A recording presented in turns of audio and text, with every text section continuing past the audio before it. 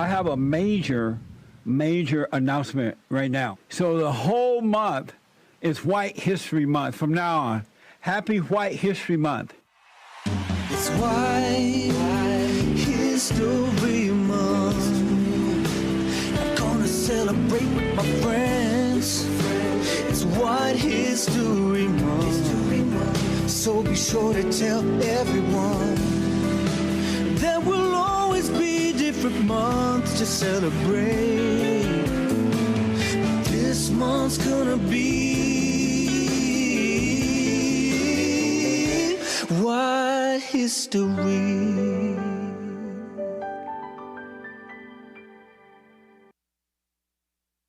Uniting, there's something wrong with that camera up there.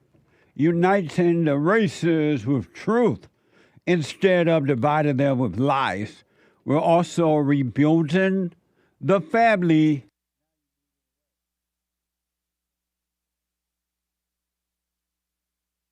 by rebuilding the man.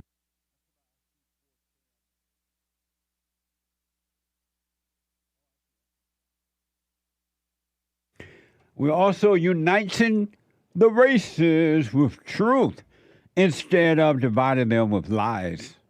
I'm Jesse Lee Peterson. Good morning. Happy White History Month. I hope you had an amazing weekend. An amazing weekend. A lot of stuff happened this past weekend, isn't that right?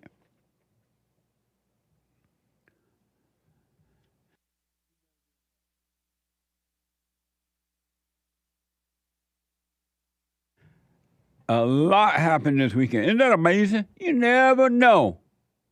You can get involved by calling 888-7753-773.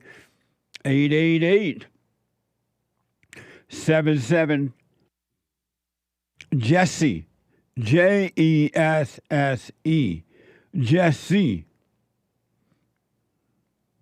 My brand new biblical question for this week, and it's a doozy, another doozy for those who want to work on themselves, but for those who love their misery, they love their hell. It's not for you.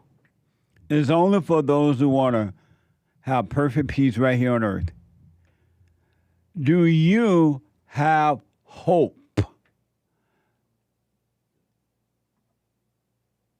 I don't know what that is.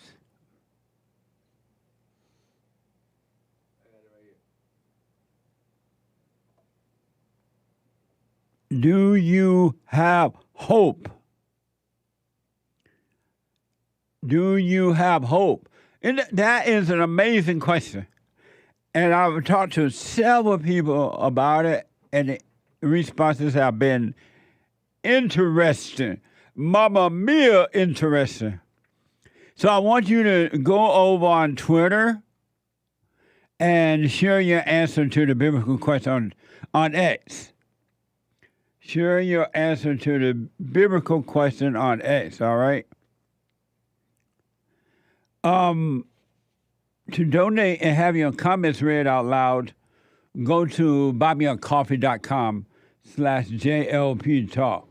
Buymeacoffee.com/JLP Talk. And,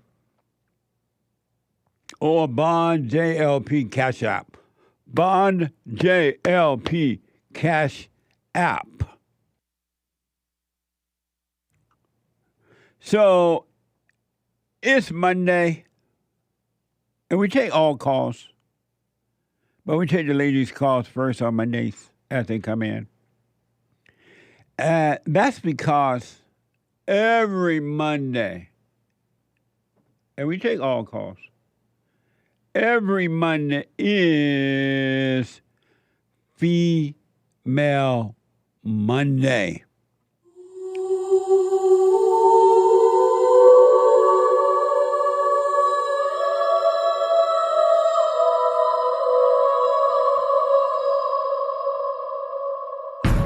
I like to make men uncomfortable. All my life I had to fight. let women take over. Some of us believe that women are getting paid less than men. I proudly say I'm a feminist. Thank you.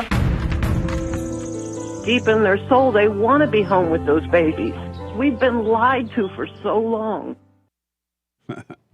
I forgot to mention that we have every way that you can watch and support the show listed on JesseLeePeterson.com, JesseLeePeterson.com.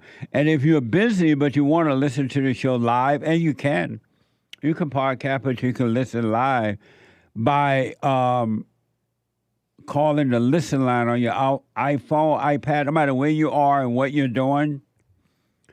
The number to listen line is 605-615-4131. 605-615-4131 on your iPhone or iPad.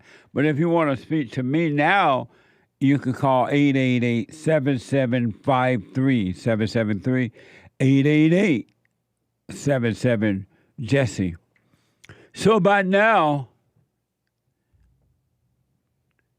all of you should have heard by now there were an attempt assassination upon the Great White Hope this weekend.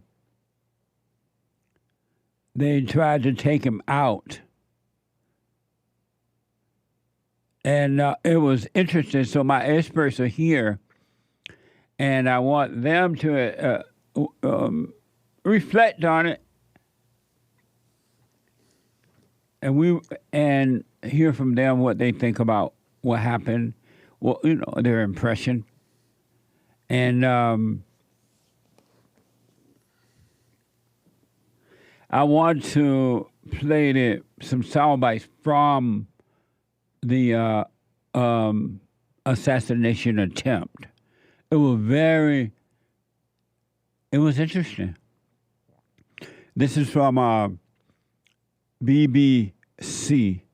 On Saturday, July 13, 2024, Trump was speaking at a campaign rally near Butler, PA, Pennsylvania, when he was shot in his right ear. Here's the first soundbite from ABC News. Video shows moment of Trump assassination attempt at the rally. Watch this. And that's a little bit old, that chart. That chart's a couple of months old. And if you want to really see something that's said, take a look at what happened.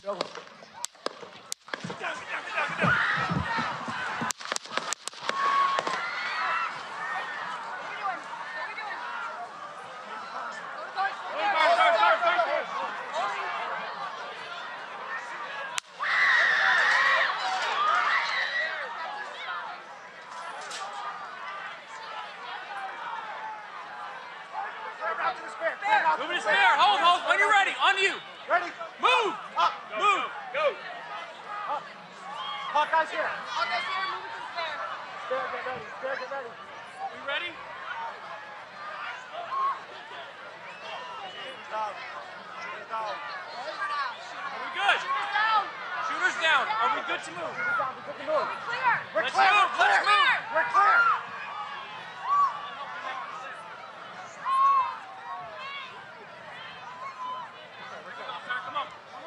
Let me get my shoes. Got you, sir. I got you, sir. Let me get my shoes, sir. Hold that in your head. It's bloody. So we got to move to the bus. Let me get my shoes. Okay. My shoes down. My shoes. Watch out.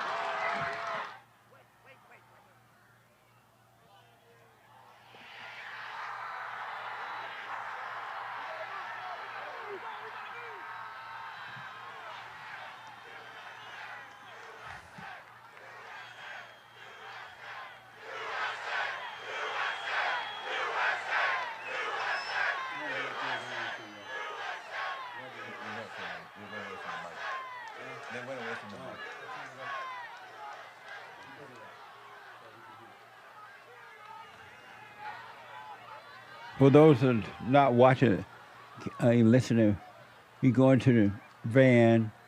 He did a fist bump.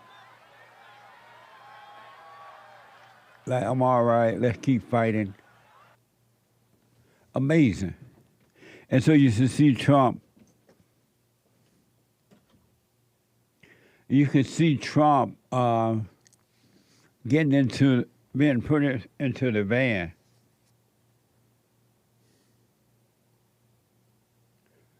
Being put into the van.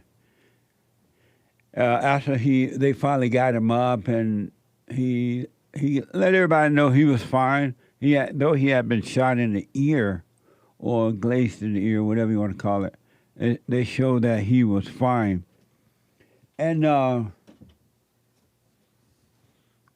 that's so interesting. And this is from WSJ. It's how the shooting unfolded.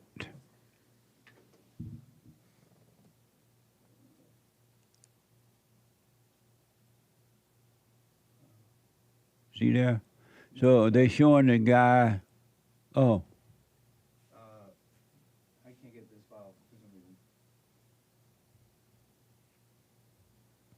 I don't have this clip, I'm sorry. Oh, we don't have that clip. We don't have that clip? Oh, okay. We don't have that clip. We'll play it later. And it shows how the shooting unfolded. It was very interesting.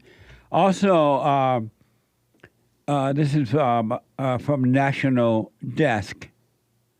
It explained who Thomas Matthew Crooks, the Trump rally shooter. Here's some history about him, background on him. An investigation is now underway into who the gunman was behind the attempted assassination of former President Donald Trump. We're in Bethel Park at the gunman's home to learn more. I just know he was bullied. I don't want to say he was an outcast, but he was, you know how kids nowadays, like he didn't dress like everyone else, so everyone kind of put a target on him. He sat alone in lunch. These are the words describing 20-year-old Thomas Matthew Crooks of Bethel Park, Pennsylvania, also known as the gunman who opened fire in an attempted assassination of former President Donald Trump near the Butler County Farm Show grounds on the evening of July 13th. Said, take a look at what happened. Crooks was immediately killed after firing about 8 bullets, grazing the former president's ear, killing 1 adult male and injuring 2 other adult males. We spoke with Bethel Park alum Summer Barkley, who recalls sitting in history class with Crooks. He was quiet, but whenever he was asked a question, he was always very polite about it. He knew what he was talking about, and so it was never something that he was rude to teachers. Like I said, my history teacher loved him, and my history teacher was a great person. I never doubt his judgment, so, you know, that was what was shocking for me, was seeing someone who had been seen as such a good person in class have this outcome. It was just a shock to me. Crooks was located on top of the AGR building, just a few hundred feet from where the rally took place. According to officials with the FBI, the building was supposedly outside of the secured designated area. But yes, law enforcement was responding to check on several suspicious occurrences. What were the other suspicious occurrences? That'll all be part of the investigation. Officials also shared that there were multiple packages or bags on the farm show grounds that were considered suspicious following the gunfire. In Bethel Park, bomb squads arrived at the gunman's former home on Milford Drive. You see things like this happen on the news where people say, you never think it would happen to you, you never think it would happen to your town. I'm literally living in that reality right now. Like it's insane. Officials say there is no word on a motive at this time, and classmate Summer Barkley says although Crooks enjoyed history class, his action in school never seemed politically motivated. The victim of Crooks' fire was Corey Comparator of Sarver, Pennsylvania. And again, as you can see behind me, there are officials blocking all of the roads right here on Milford Drive and some surrounding areas. We will work to learn more information. Make sure you stay with us online and on air. For now, reporting in Bethel Park, Pennsylvania, Addison Elbert. Amazing. And so are you saying we have that clip now? No. Oh, okay. So, this is what's happening in America. America. So my experts are here. I want to hear from them first, and then I put my little 2 cents in on it, and then your phone calls and super chats. I'll start with the Anchor Baby. And the Anchor Baby show is Monday through Friday from at 12 p.m. Pacific time. And one of the experts here on the show on Fridays at 4 p.m. Pacific time. And next to him is Joel Friday TV. He black with no hair. That's weird you cut your hair off like that. Why is it weird? It's funny, when people have hair, they cut it off. And when they have no hair, they put it on. Well, I've had it since I was 7. Well, you're supposed to have it since you were 7. I know, but it's like... That wasn't a strange occurrence. No, I mean like curly hair, long hair since I was 7 years old. So, like, forgive me for wanting to switch it up. And why you want it that short? Because, I mean, for one, it's way easier to deal with. Even though it was pretty easy before, but I could just wake up, brush, and then keep going. But also, I mean, I've had curly hair, like I said, always since I was little, since I remember. So I didn't even know that it would look halfway decent short. So I'm just switching it up. You look at Miami ready. You look at Miami ready. See? Miami podcast ready. That what it is? Something like that. What your mama said? They like it. Everybody likes it but you. I don't dislike it. I just think it kind of odd. I don't dislike it. Yeah. No, I mean, I just switched it up. But Joel Friday TV, and Joel Friday TV is Monday through Thursday at 11 a.m. Pacific time. And Joel is an expert here on the Jesse Lee Peterson Show. And next to him is Hake of the Hake Report.com Monday through Friday at 9 a.m. from 9 to 11 a.m. Pacific time, and an expert here. Nick, you say about the shooting? I don't know if to be shocked or not. You know, I feel this way because I'm honestly, here's what I'm not surprised about. I'm just shocked that it happened, I guess, okay? Because it's just, whatever way you spin it, it actually went down, and they shot at the man. That's crazy. And, I mean, what can I even say? The moment that they photographed, it couldn't be more legendary. But I'm saying, what I'm trying to say about the anger that's around in the world, I remember seeing it in 2016. I remember seeing that in my friends and people next to me. I remember thinking it was the weirdest thing. I didn't even quite believe in spiritual things, okay? But I remember people who I knew, some for many years, when this guy came out, 2016, they went nuts. What happened in 2016? He ran for president. Who? Donald Trump. And they shot at him? No. Oh. But that same anger, I saw it back then. Oh, I see. That's all I'm trying to say. I got you. And I saw friends of mine saying they would like kill the guy, and I know that people say things in hyperbole, but they're like, yeah, if I'd be in a room with him, I'd shoot him, and they'd never talked about politics before. So that spirit's been there. Is all I'm trying to say. Amazing. And you say Joel Friday? Yeah, this to kind of go off of what Nick is saying. This time will definitely be remembered in history of such a time where there's so much like anger and craziness and weird people in the world right now, to where it got so bad that they want to assassinate him. I have never experienced this or even seen this. I guess this happened to Kennedy and all that stuff. I wasn't born, and people beforehand. Oh, you weren't born yet? No, I don't think I was. When was Were that? you born when it happened to Ronald Reagan? When was that? I don't think so. I don't think What so year either, 'cause that was the 80s. Reagan was in the 80s. Yeah. When were you born? I was in the 90s. Yesterday? And your hair's falling out already? In the 90s, and I don't know experience. So you were born in the 90s? In the 90s. Whoa. Yeah. As a matter of fact, I was That born. is weird. You started the organization before I was born, a year before I was born. What? I started the organization in 1990. 90, yeah. And you were born in 91? Somewhere around there. That's ridiculous. Yeah. Isn't that like ridiculous? It's pretty wild. God made Bond, Pain made joy. Evidently. How can someone be born in the 90s? Yeah. 94. But anyway. Yeah.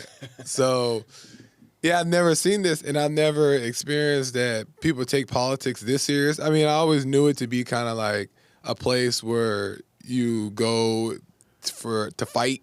Right. But I never knew that it was like this serious.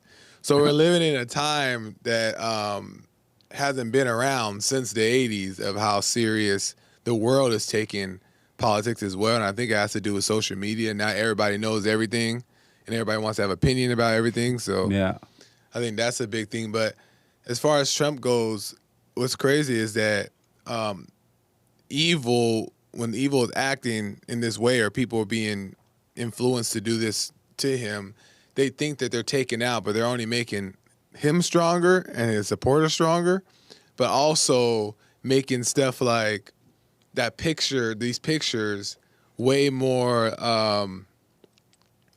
what would the word be? Like Nick said, legendary to people who support him. So it makes him look better.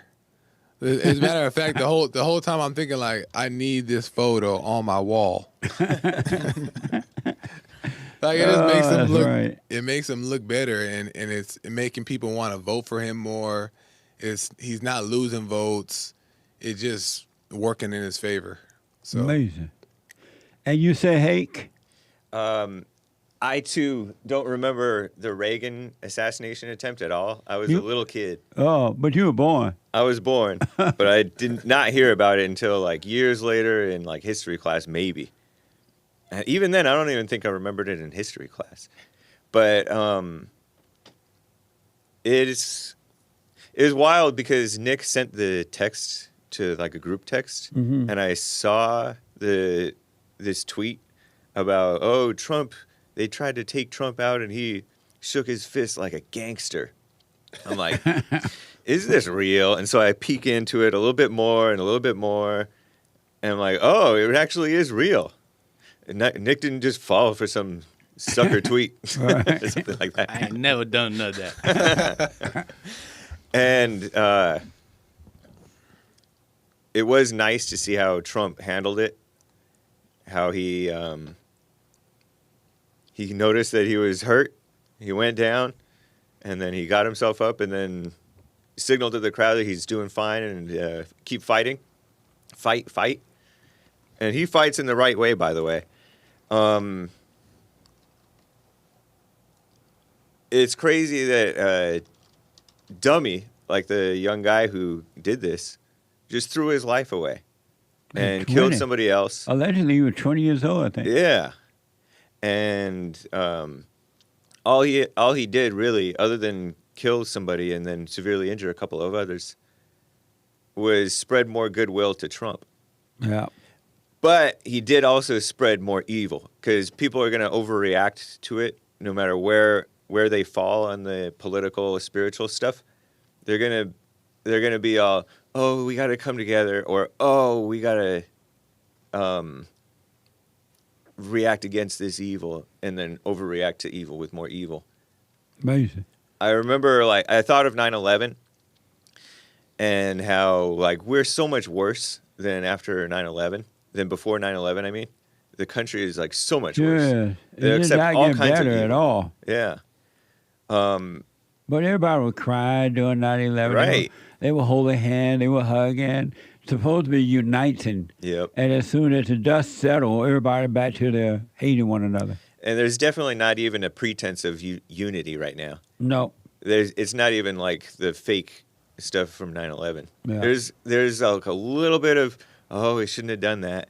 But Nick, the anchor baby, he streamed on Saturday after this thing went down. And he showed people, like there's this woman on social media saying, how did he miss? He should have just been an inch over. Yeah, and there's prominent leftists are saying that. I mean, these stupid leftists on the internet. Like, I think there is a lot of people who want. It's the type of mindset that said, "Oh, if only they had taken out Hitler, then we could have avoided the Holocaust or whatever." And so they're in their dark imaginations. They think they're preventing evil by pushing evil. Amazing. Yeah. Joe, when you first heard it, what was your first impression? the first thing I seen was on my phone was the picture of him bleeding. You weren't watching TV already? No, I just seen it on my phone. Oh, I just see. seen a picture, and I was like, why is he bleeding? And then in the headline, it said Trump got shot in the head, and something. And I was like, what the? What do you mean he got shot in the head? Shot in the head is a bit. Yeah, it was that sounds like the way worse than graze Producer the ear. mindset. And then it was like, so I thought that it was worse than what it was, but I was shocked that it happened. And then I looked into it more, and then it showed the video of him getting shot.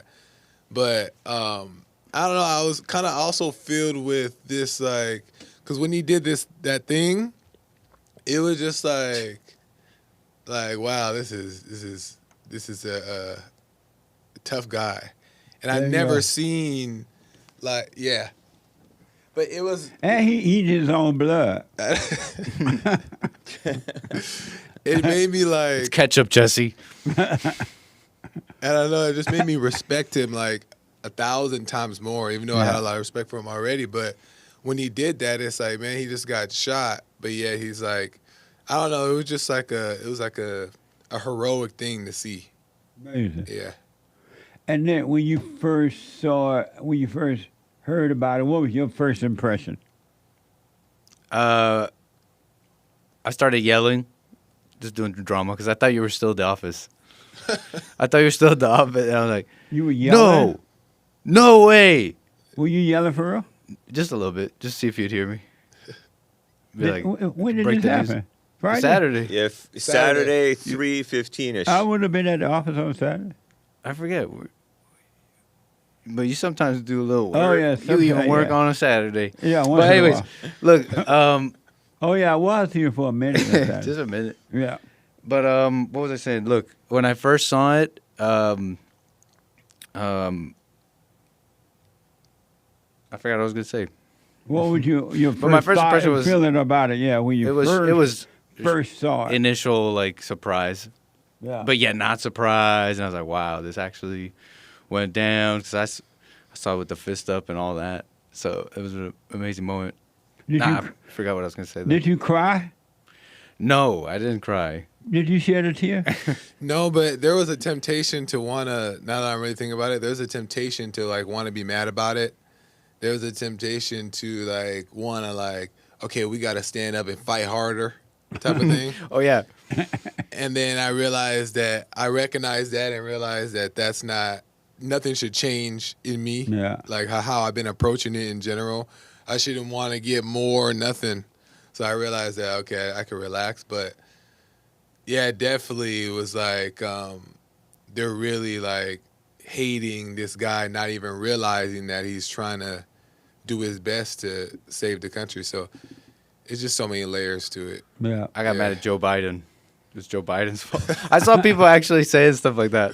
Like, man, this is all Joe Biden's fault. And I guess they're trying to make some point here where it's like, they've been saying he's the greatest threat to our democracy. These guys have been setting him up for an assassination.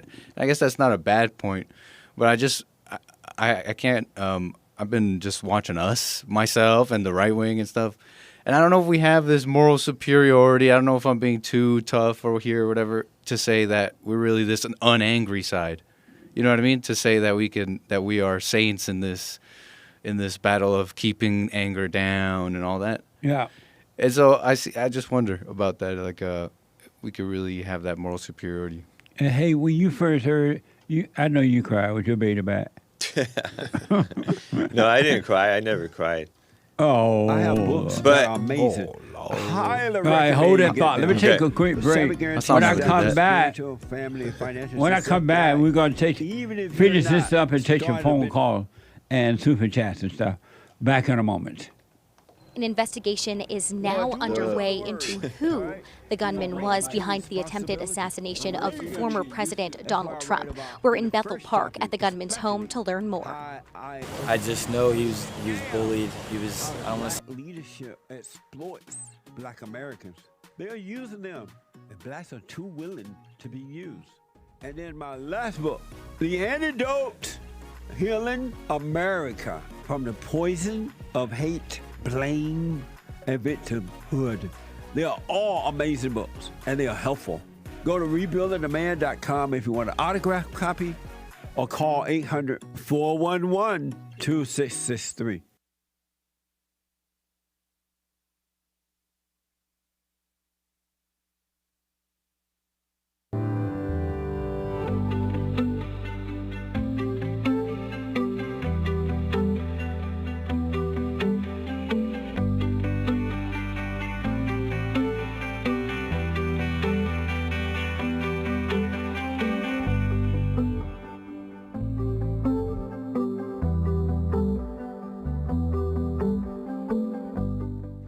Okay, welcome back. 888-7753-773.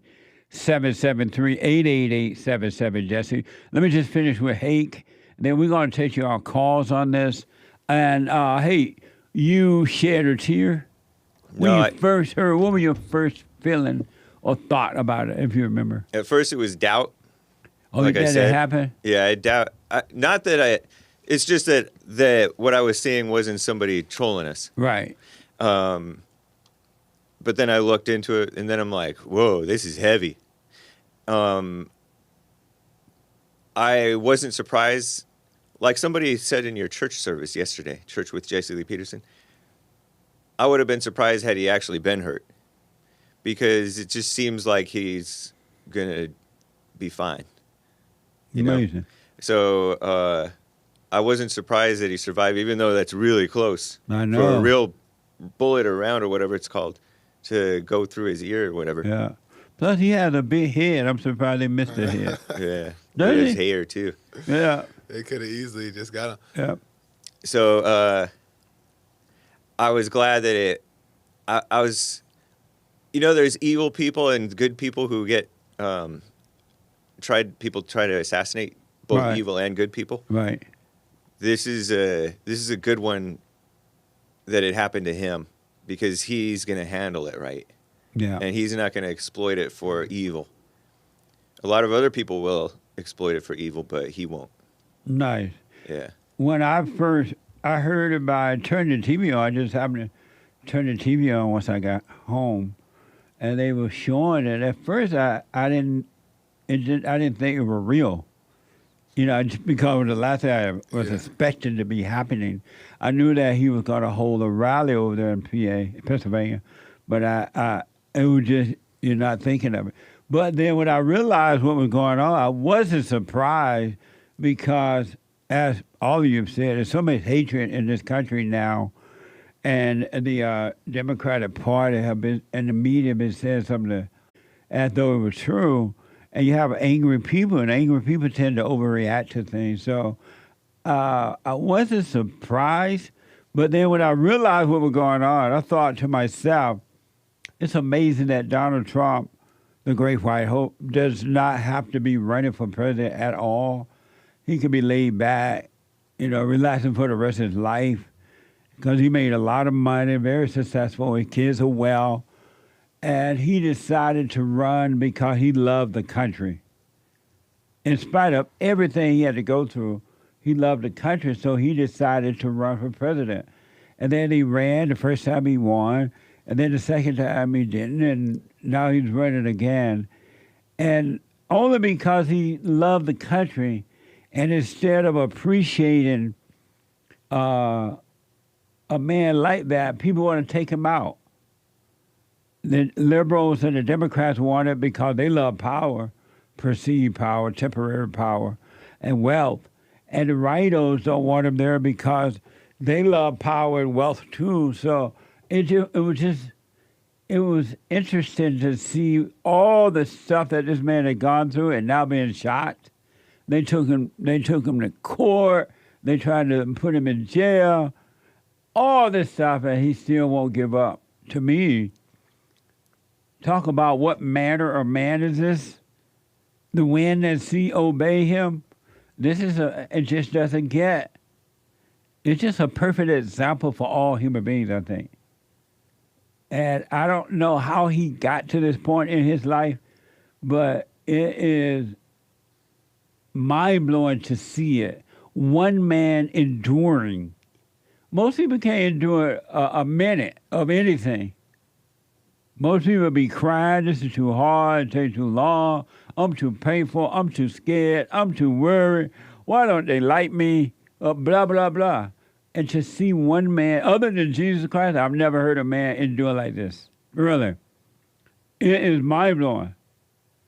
And it just, I was sitting there watching it, and I'm like, oh, okay. It was insane. And then I was thinking about the kid that was accused of shooting the president, Donald Trump. They said he was bullied in school. When did bullying in school go to trying to assassinate people? Everybody bullied in school. I was bullied, but nobody thought about going out and assassinating somebody in adulthood. I don't know how bullying and assassination go together. How do they put those two things together? That doesn't make sense to me. That make sense to you? No, and I mean, well, it always makes sense to my age Everybody range. bully. It made sense to my age range because I've always seen people grow up to be like weird, depressed. It's different times, but that guy definitely looked like the type. He looked like a little Weasley white boy with no friends. And he also looked like he might be dangerous. And I think that's what's also kind of delusional is that the students and the other teachers and parents do a horrible job at recognizing what's going on with people. But how you supposed to recognize, okay, here's a little white guy. When he grow up, he's going to be a assassinated person. You kind of tell you can kind of tell the weirdos. So let's lock him up now. There are a lot of weirdos when you're young. Yeah, there's a lot of weirdos, even when they're a little bit older, and they they don't go out. He looked like people. a school shooter to me. I know, but there's a lot of people who look like that and they never do anything. Right. I know. I don't know, but they just usually they display some signs, but I was gonna say to be that the girl said he was so nice. Like there's more. Like my point is that people are also so unconscious that they don't recognize certain things because they're so unconscious. But we're not supposed to be recognizing no school bully, assassinating killer. Well, now we do. Because you put that in your mind, everybody gonna look that way. Well, we got to do something because they're walking because around that's freely. Been put in your mind now about what assassination person look like. Yeah, they're gonna start arresting innocent people. Especially Trump supporters. Well, it's better than having them out here. No, it's not better. But I mean, no, take that back. Okay, man. well, no, I'm just saying. No. I'm saying that there needs to be. I'm not saying that now all of a sudden we gotta like start arresting people for no reason. That's what they would do. But I'm saying that we have to start waking up to be able to recognize the signs in certain things because we can avoid a lot of this stuff if we can recognize and be more aware. But if that was the case, everybody be locked up. Because anyone that has anger is two hoops in the holler from going on the roof shooting somebody. Well, we don't have to lock them up. I'm saying be more two loose in the holler aware. for becoming Jeffrey Dahmer. Well, we got to be more aware because this of guy... what? Throw him in with the parents. What? Throw him in with the parents. What that mean? Throw the parents into jail? Yeah.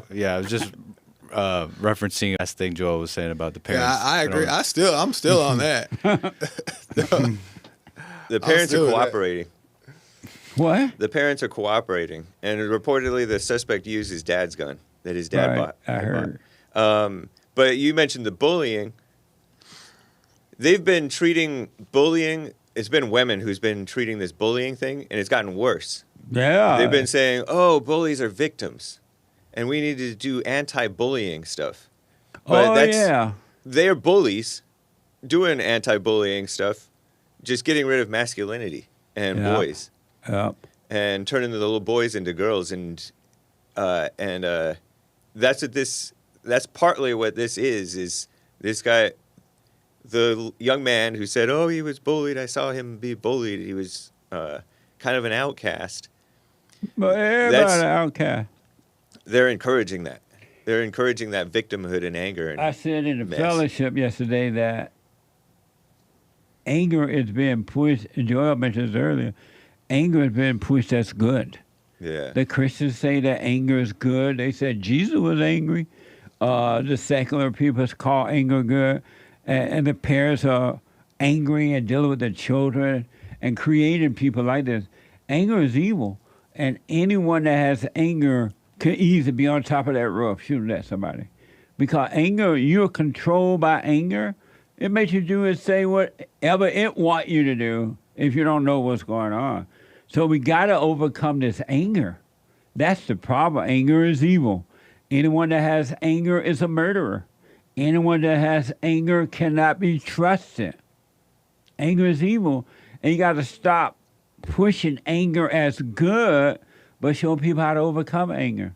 I bet you, without knowing, because I haven't heard yet, if you look into this boy's background, growing up as a kid, he hated his mama, he yearned for his father, or he thought he hated his father.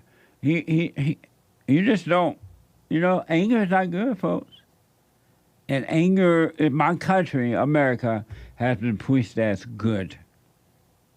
As long as evil has been called good, this is going to continue to happen and even worse. It can't, because you can't get better with anger. You can only get worse. You can't get better. There's no love in anger. What a mess. Yeah, I mean, I bet you, because he looks like the kind of kid who would have like fake nice parents. You know, like he would, because he's maladjusted. I thought you were about to say malnourished. No, maladjusted. Like he doesn't know how to. He appears to be that way. Yeah. Yeah. Based on what they said about him. Yeah. Yes, Nick. No, nothing. I mean, you know what? One thing here is like, we can't be making any conclusions besides that. Right. We can't be. That's the most sane and reasonable conclusion besides policy, because this is the reaction, right? The temptation is to make policy adjustments. Like, we got to look at all this different. Yeah. Calma. Amazing. Let's do it to Niger out of Texas. Niger, welcome to the show. You're on the air. Hello, JLP. How's it going? All is well. All is well. I just wanted to say I watch your show a lot. You do a lot of great things. You say a lot of great things. You're far from beta.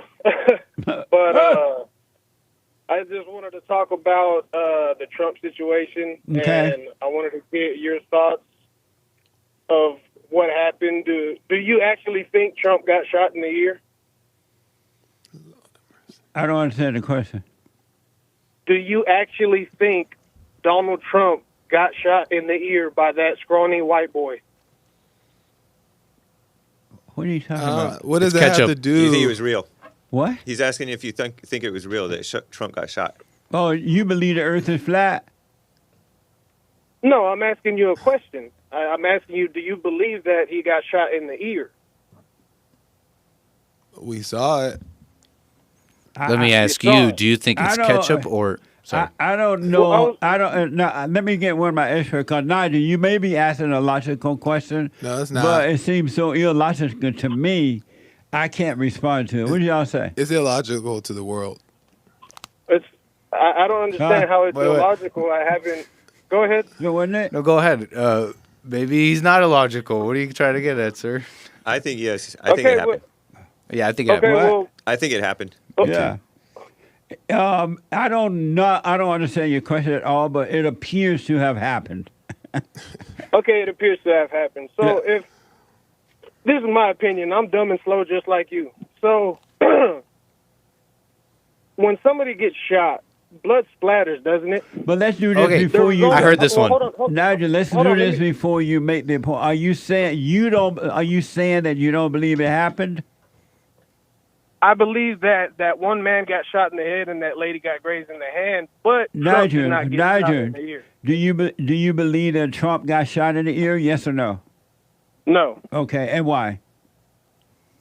Because, well, I can't say too much because JLP, you know that I know what's really going on. But I know what you know. But I tell you this much. Nigel, why don't you believe that he was shot in the ear, pierced in the ear, however? That's what I'm getting at. That's what I'm getting at. Okay. So, right now, everyone is saying, yeah, Trump, he's a hero, he's this and this and Nigel, that. tell us why you believe that it did not happen. Because there was no blood anywhere around his ear but his ear. There would have been blood on his hair. There would have been blood, a lot more places than just his ear and the side of his face. I've heard the splatter theory. What? I've heard the blood splatter theory that there should be blood splatter. It kind of sounds like you guys don't want me to keep speaking. I don't know. I don't understand why, but I just want to get my point across.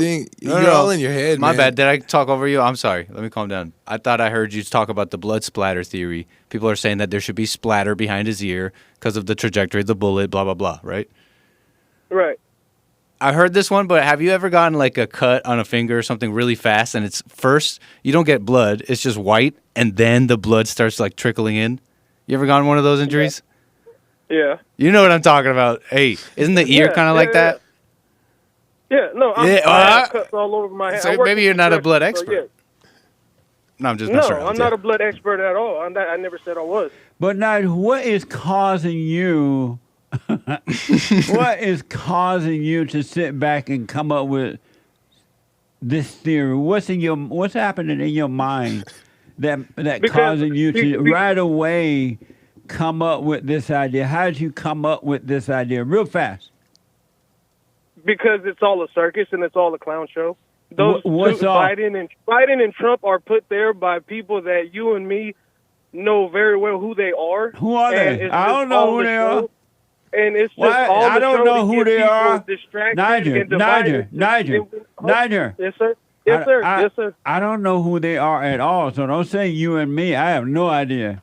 And okay, I don't. Well, I do. I'm sorry. Yeah.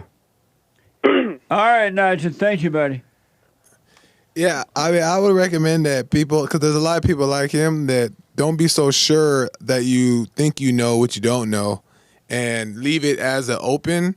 But you're in your head 100%. Isn't his name Niger? Yeah. And you're in your head about it. Nigel. And thinking that Nigael. Yeah, that something like that. That you're almost convinced as if it's fake blood, and like it just But how weird. does somebody automatically come over there and you sit at home or not at you're not over there in PA, you ain't at the rally. Right. How do you automatically come up with something like that? And then he said that do you believe that Trump got shot by that scrawny white guy, as if that part mattered. The gun is the equalizer. But Jesse, it's true. It's the mind. Satan told me the same thing in my mind. I remember when people, I remember in church when someone about Trump, not the splatter thing, but I heard someone else say that, and I heard a whole bunch of people saying that. A young lady said it yesterday in fellowship. Yeah, there's an idea going around with that. Yesterday at church, someone said,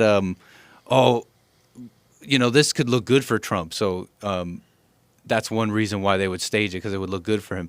But my mind told me something like that too. I'm like, that's crazy. Why would I even go there? And if they're trying to stage it and I was Trump, I'd be pretty mad right now. I'd be like, you were supposed to shoot me here.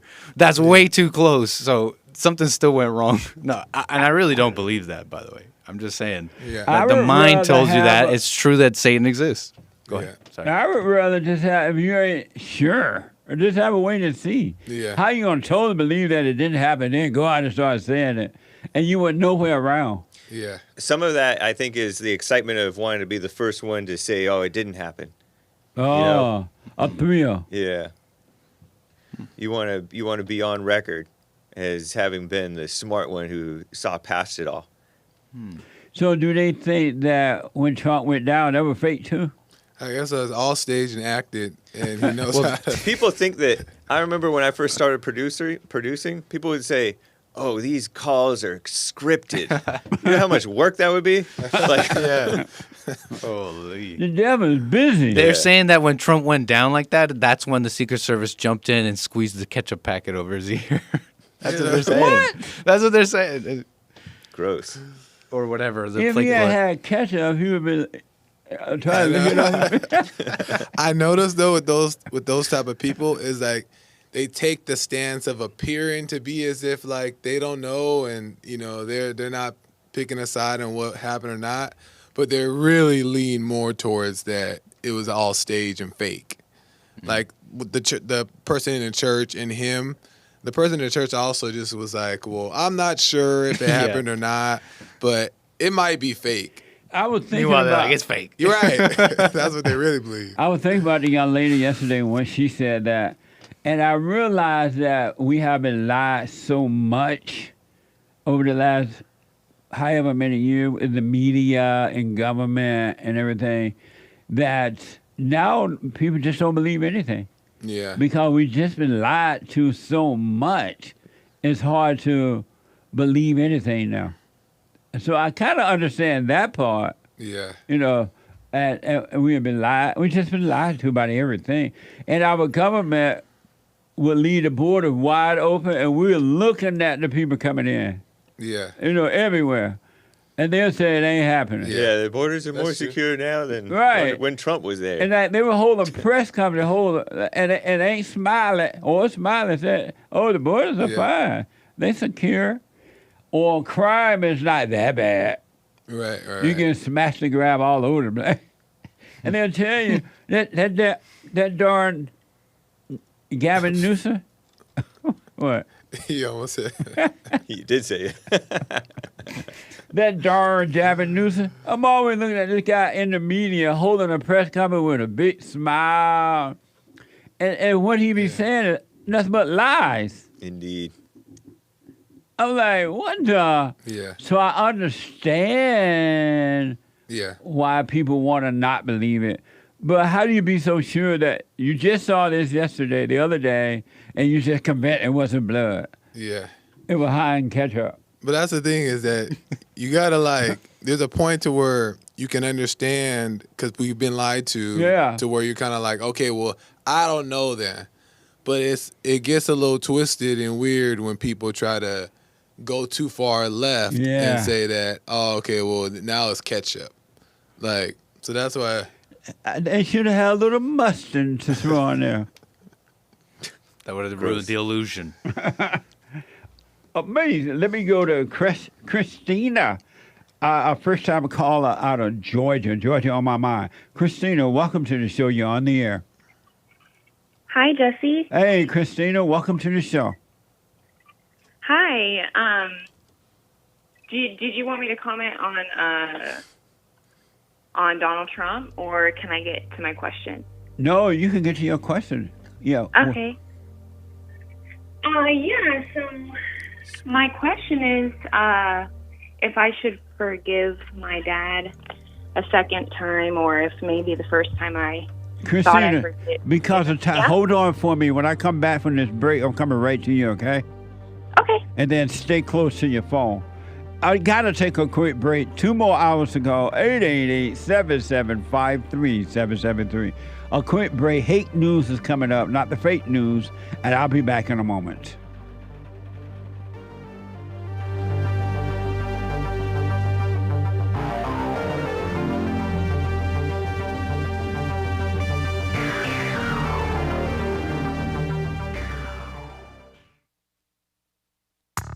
I recommend you get a copy of my book, From Rage to Responsibility.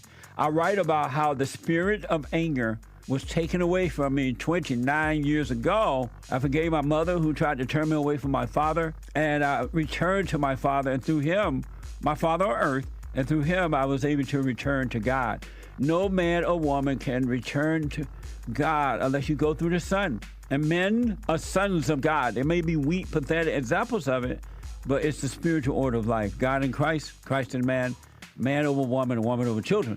So get From Rage to Responsibility. I write about that. Go to my website, rebuildingtheman.com for an autographed copy, or call 800-411-BOND. And donate to my nonprofit, Bond, the Brotherhood Organization of a New Destiny. We are rebuilding the family by rebuilding the man.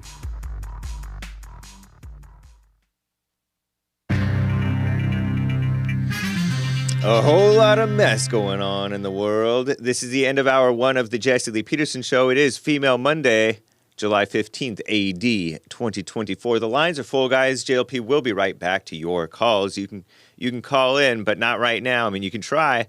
Maybe somebody will drop off and you'll get in. But call in as JLP is wrapping up with the caller.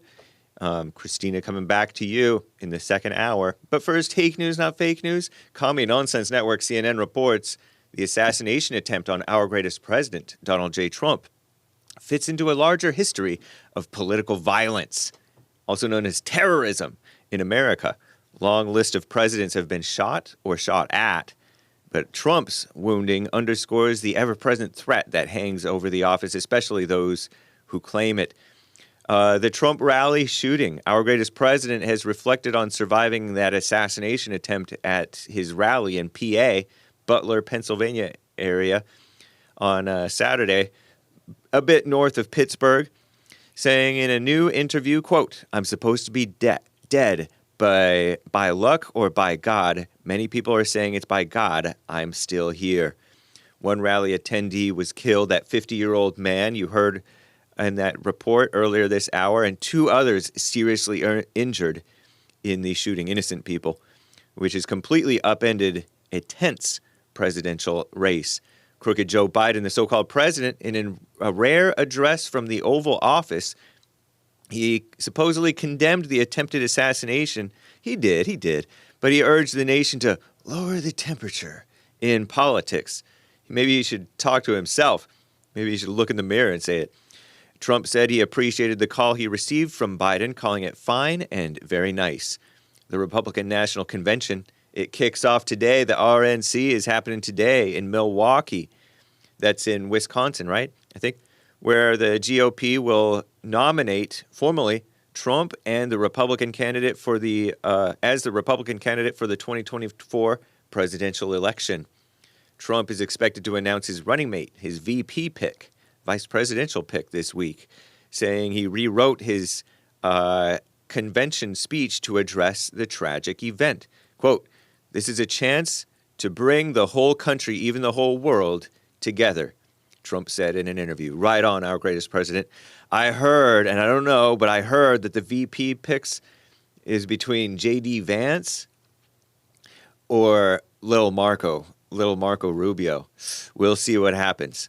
We'll see, maybe. Power outages still in Texas. We're wishing you well over in Tejas. Nearly 300,000 homes and businesses in Texas still waiting for power to be restored a full week after that Category 1 Hurricane Beryl, B-E-R-Y-L, made landfall last Monday, a week ago Monday. Texas Governor Greg Abbott, he threatened to issue an executive order, not to sue, to force electricity provider CenterPoint Energy to improve the reliability of their equipment to withstand powerful storms. If CenterPoint does not comply with his request or provide a comprehensive plan by July 31st, Greg Abbott said he would impose his own set of requirements that are, quote, geared to keep power on through hurricane season, unquote. This comes as meteorologists say the 2024 Atlantic hurricane season could be abnormally active, with as many as 25 named storms forming from now to November. Wow. And a little update on Gaza. At least 90 Palestinians been reported killed in an Israeli strike on a displacement camp in southern Gaza, which Israel said targeted Hamas's military chief, who was an alleged mastermind of the October 7th attacks on Israel. The strike left scenes of devastation in al-Mawasi, designated a safe zone for Palestinians fleeing the fighting elsewhere, so said Israeli Prime Minister Benjamin Bibi Netanyahu. He said he had given his blessing for the head of Shin Bet, Israel's security agency, to carry out the operation after being assured that there was no hostages in the area. Remains unclear if Hamas's commander died in the strike. Israel vowed to maintain their campaign in Gaza, aimed at destroying Hamas and rescuing hostages still held. I'm James Hake. Now back to the Jesse Lee Peterson Show, Hour 2.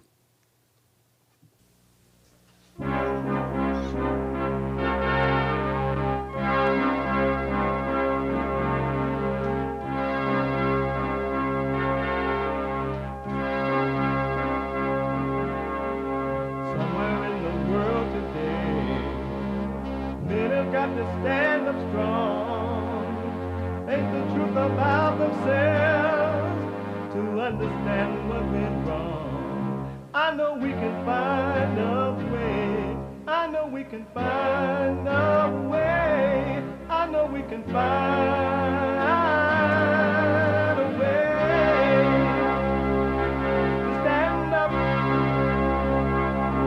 stand up, stand up.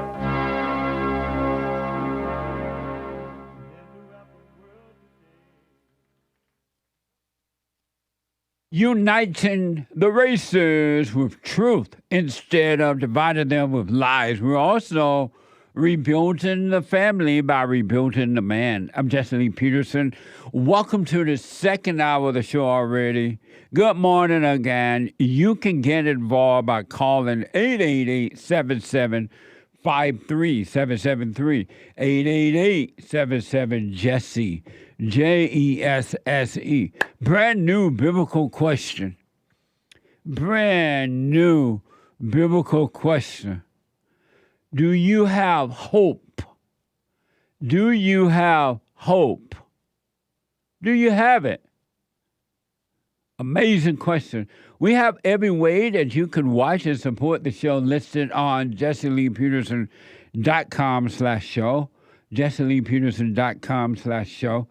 And if you're out and about, you're busy. We're heard around the world by everybody and their mama. And so if you're busy out and about and you are not able to watch the show live, you can podcast, of course. You can be listening on your iPhone or iPad, anywhere in the world, no matter what you're doing, by calling the listen line on TalkStream Live at 605-615-4131. That's 605-615-4131. And to donate and have your comments read out loud, go to buymeacoffee.com/JLP Talk. buymeacoffee.com/JLP Talk or Bond JLP Cash App. Bond JLP Cash App. I appreciate it. It's Monday. We take all calls, but ladies' call come first on Mondays because Mondays are always Female Monday.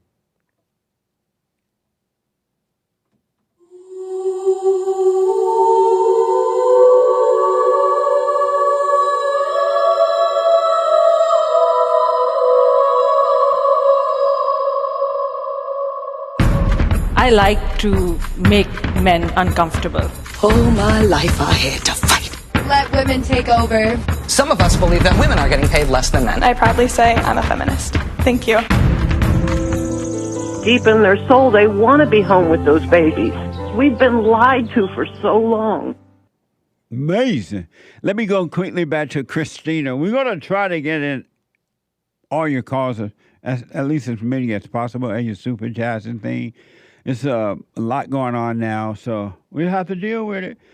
Christina, first-time caller out of Georgia. Thank you for holding. Go ahead. Hi, Jesse. Hey. My question was about forgiving my dad. Yes. I forgave both of my parents in 2020, but I had a conversation with my dad this morning that kind of made the hell come out of me. And I don't have those conversations often with him, but there have been a couple in the last few years that really, I seem to let it affect me.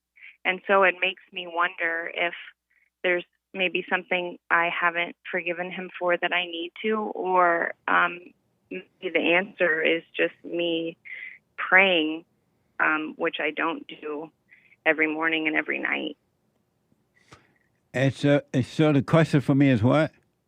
Is do you think that I should go to him and forgive him again, or maybe is it possible that I never did the first time, or is the answer to my question just praying every day? Why do you think that you have forgiven him? Because soon after I found you and everything, kind of the light was shown to me, I called him over to my house and we had a conversation, and I told him that I had realized that I had been angry at him and had been judging him for the mistakes that he had made in my life, and I named them. So and you then forgave him? Yeah. I And how about your mother? Did you forgive your mother? I did. I did it in the same way. Oh, okay. And so why you're not doing the silent prayer? I think it's because maybe I don't believe that it could actually work. You don't believe it could actually work? Yeah, I can't really think of any other reason why I wouldn't do it. Because it's almost like I have the knowledge in my head, but I may not really believe it in my heart. And So if that's not going to work, do you have something else in mind that will work? No. And so why would you listen to the devil telling you not to be still?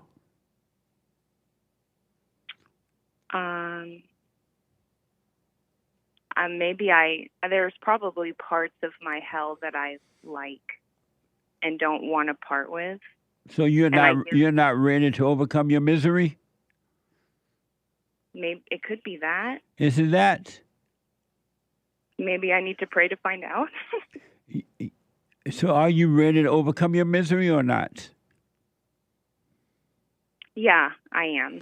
Then why not, if you don't learn to be still and allow God, the spirit of love, the truth to take it away from you, how will you overcome it?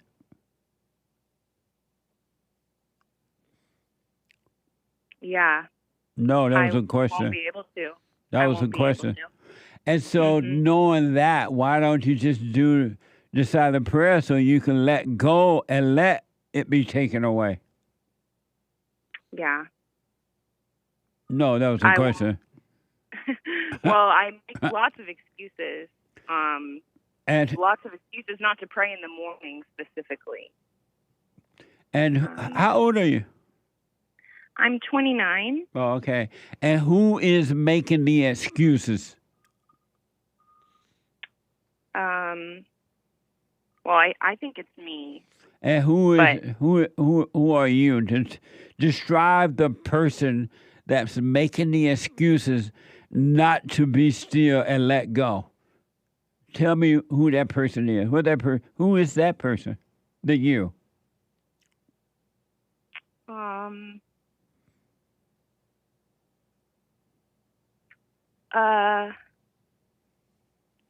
Maybe it's well, I don't really know, but you said you are making that decision not to be still. Right. Who are you? Who are you? Yeah. I'm Christina. That's your name. I'm a mom and a wife. That's what you do. Yeah, so it's hard for me to get behind the fact that there is no me. I'm sorry? I said it's kind of difficult for me to wrap my head around the idea that there is no me. So then tell me who is Christina? If you believe that there is a you, who are you? Describe you. I can't. But why do you believe there is a you then if you can't describe you? You describe what you do. But why, if you believe there's a you, why can't you describe that person? Yeah. I guess she doesn't exist. So why is it hard to accept that then? I guess because I've just lived most of my life thinking that I am a person of my own. So that's like maybe a new concept. But it makes sense if you ask those questions. Because I can't think of any other answer besides what my name is and what I do. So. And so, and that is true. So if there's no you, who is making the decision that you should not be still and let the truth take over your life and make you free? Who is making those decisions? It's got to be Satan. So why are you taking credit for something that the devil is doing? The spirit of evil. Yeah. I shouldn't. But why are you doing it though? Because I still maybe judge the I that doesn't exist. It's interesting to me that you are listening to evil, and evil's making you miserable. You're calling it you, and then evil tell you not to be still and let the real source of truth take over and make you free, and you call that I.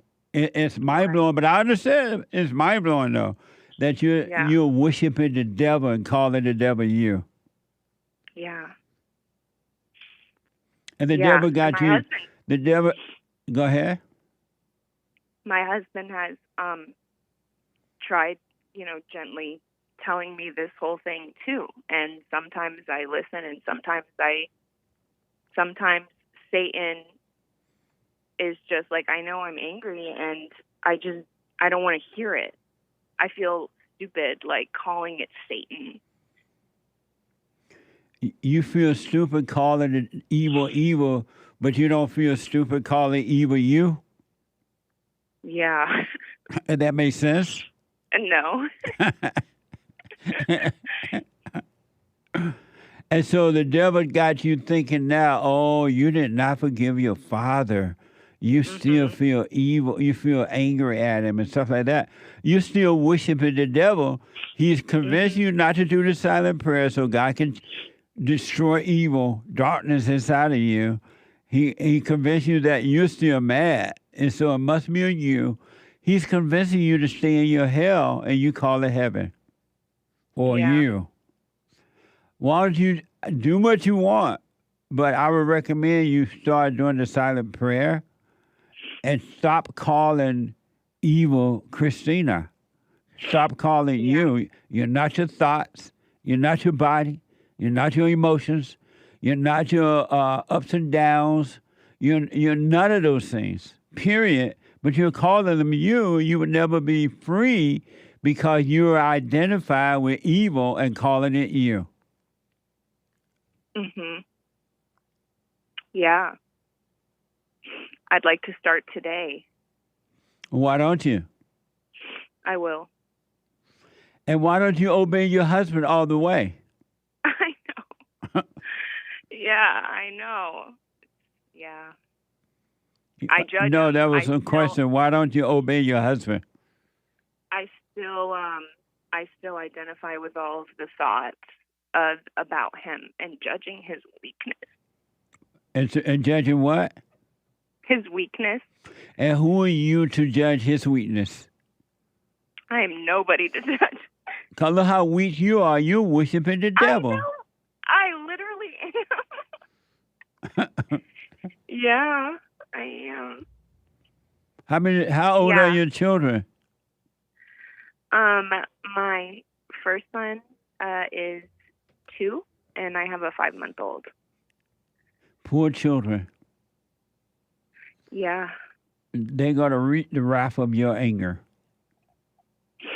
which is not your own. It's pure evil. You're going to need to understand, do what you want, but you don't understand the depths of evil. Human beings with anger are evil human beings, and there is no limit to their destruction, not only of themselves, but of others.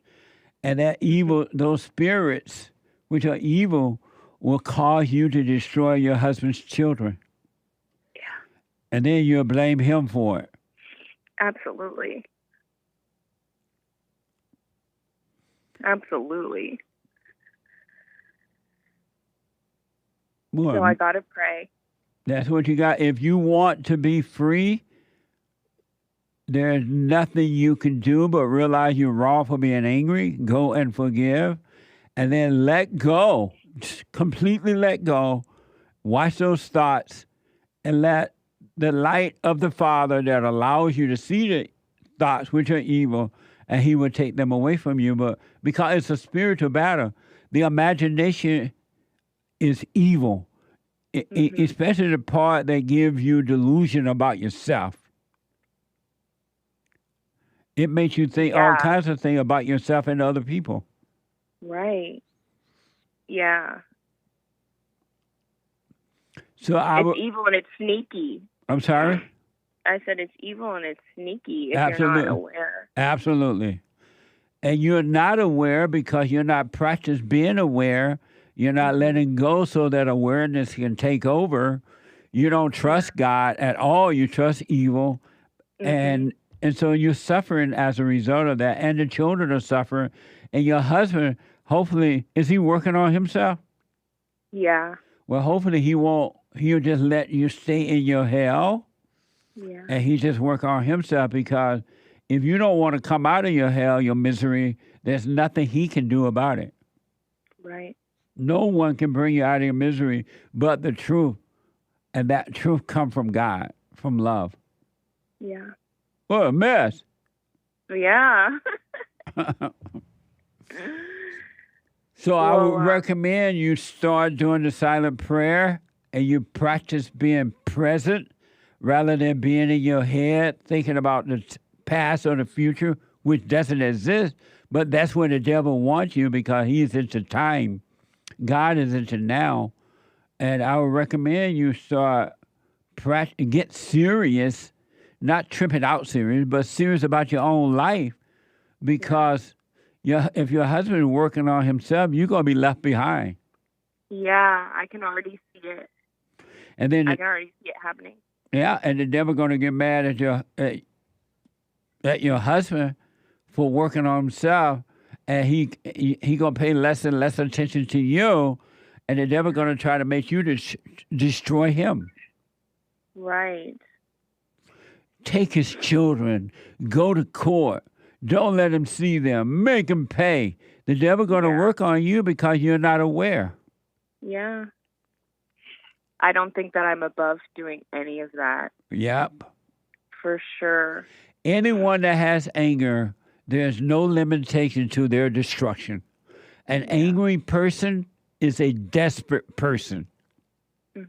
And there's I don't care if it's husband, wife, family members, your own children when they become adults, your so-called friends, your co-worker. There's no end to an angry person's destruction. Because they're of evil, there's no love in them, period. Yeah. I understand what you're saying, Jesse. Any other questions? No, I think that's it. So I recommend you don't need to go back to your father and forgive him again, no matter what his situation. That's on him. He can't help himself either. And so that when you do talk to him, you don't get angry that he's not agreeing with you and you're not agreeing with him. Let him be wrong. You want to be wrong? Let him be wrong. But don't resent him. But you got to start doing the silent prayer so you can be present instead of lost in the imagination of evil. Yep.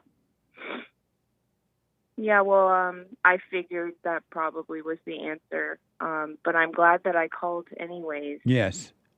Thank you so much for taking my call. No, I love speaking with you. Me and my husband have been listening to you for a while now, so it's just great that I get to talk to you this morning.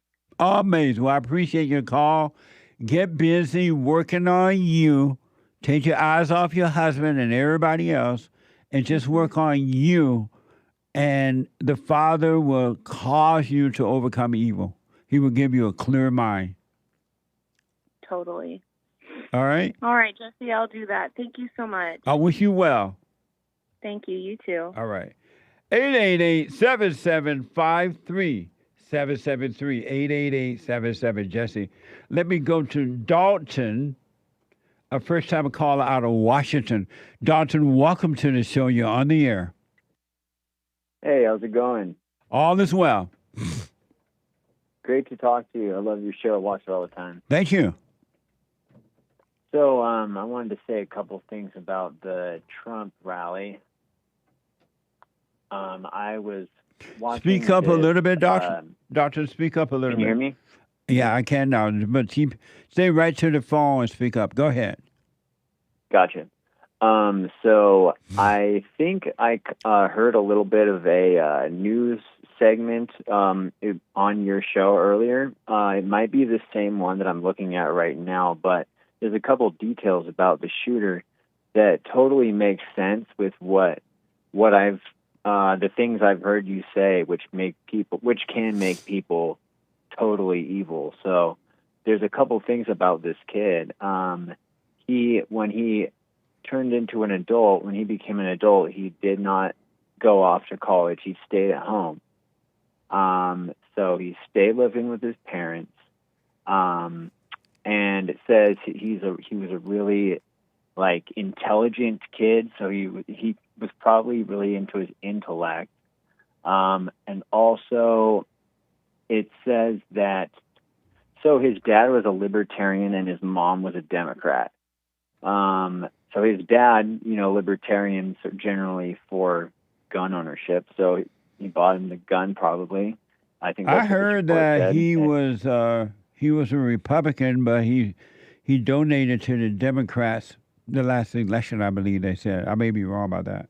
But go ahead. No, yeah, it said that. Yeah. That's what it says here. But what I think what happened is he stayed after, high school. He stayed living with his parents.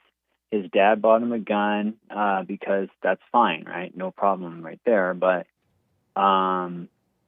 his mom probably was saying so much about Trump. I don't know this, I'm just guessing. But she was a Democrat. Well, let's not do any guessing. There's enough of that happening already. There are people who believe that the blood on Trump's ear wasn't real, that he really he really wasn't shot. And so let's not come up with any guessing. It's best to leave it open that, you know what, I don't know what happened. I don't know all the major details, because the devil will cause you to. It's like the Christians, they don't know God, but they have read about him, and then they make up things about him, things that they've read, instead of leaving a empty mind until they can see what the truth is. That makes sense. Yeah, because right now everything is just assumption. Yeah, it is 100%. Amazing. Yeah, it just, I think I was just my mind was going off of what I've heard you say about, don't live with your parents after you turn 20, turn 18. Yeah. Well, young men are supposed to grow up. The parents are supposed to train you in the right way to go, meaning be a good example for you, teach you to work while growing up so you can take care of yourself. And once you turn 18, you should go out on your own and deal with the issues of life. Pay your bills, deal with the issues of life so you can grow up fully. And most parents are not, especially mothers, they're not allowing their sons to do that. Now they're setting them up for destruction. Mm-hmm. Yeah, I see that a lot, actually. Yeah. I was fortunate enough to actually be. My parents made me move out when I was like 18 or 19, and I didn't really care one way or the other. But now I'm really grateful for that. Yes, I am too, man. One thing of all the stuff I've had to deal with in life, the one thing I am forever thankful for is that they taught me at very early age in life that when I turned 18, I'm out of here. They're like, when you turn 18, you out of here, right? Down in Alabama. I'm like, well, where am I going to go? I don't know. Right, you had some good training in the cotton field, right? Yeah, they're like, I don't know it. I don't care, but you're out of here. But I didn't know how well they taught me to take care of myself And so when I did leave home at 18, I never had second thoughts about taking care of myself. So I was always able to get a job, get my own apartment, save some money, and just kind of do my own thing. And then learn the issues of life. Made a lot of mistakes, but learned the issues of life. And I'm grateful for that. Yeah, that's a blessing. It is. Bought my own home, my first house when I was 25, because they said you should have your home by the time you're 25. And so that was in my mind too, so I did that. That's not in the mind of a lot of young men today. They've been told, oh, it's too expensive, stay home with mama, save some money, do this, and mama keep it right there under her dress tail, and then she make them her husband. Right. Yeah, and I have a friend. So I'm 31, and I have a friend because I worked with him. And he's 22, I think, or 23, and he started watching your show too. So he's living with his parents still. Amazing. And can you imagine being 21 living with your parents? I mentioned to him I was really happy. I'm happy that I moved out when I was 19 or 18. So, you might want to think about that. But then I hear you say also, don't try to make people do something. No, because, you can warn him like you did, but if he doesn't want to do it, then that's on him. He said he wanted to, but then he changed his mind. Well, he doesn't want you then. Right. So let him suffer. Don't try to force him. Don't keep reminding him. Leave him in his hell just as God does. Anyone that doesn't want to come out of their hell, out of their misery, God leave you right in your hell. He'll just let you suffer. He'll let you screw up the kids. He'll let you screw up your life because he's made a way for you to overcome. Either you accept that way or you don't. It's up to you. Thank you, Dalton. Suffer and die. Yeah, amazing. Thank you for your call, buddy.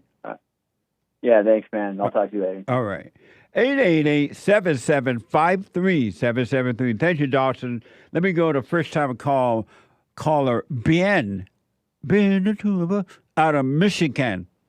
Ben, welcome to the show. You're on the air. How you doing, Jesse? All is well.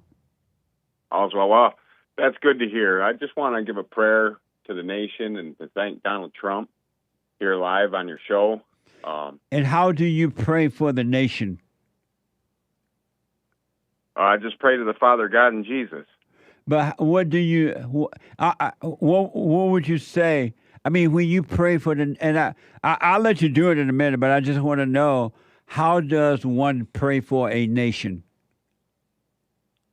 Well, you pray for the nation by just asking God for the guidance for the entire nation of the United States, because we've been backtracking and everything seems to be going backwards, and we're heading towards a But people have been doing that forever, and things are only getting worse. Why doesn't praying for a nation works? Well, anything works if you take it to God, the Father. But a prayer for a nation does not work. It might not work, but it's always good to pray for everybody, isn't it? It's not that it might not work. It's not going to work. It has never worked, and it would never will work. That still wouldn't be a bad thing to pray. Why? If it doesn't work, why do you want to keep doing the same old thing over? Can you hold on for me, Ben? Yeah. Hold on. Quick break. Back in a moment. Back in a moment.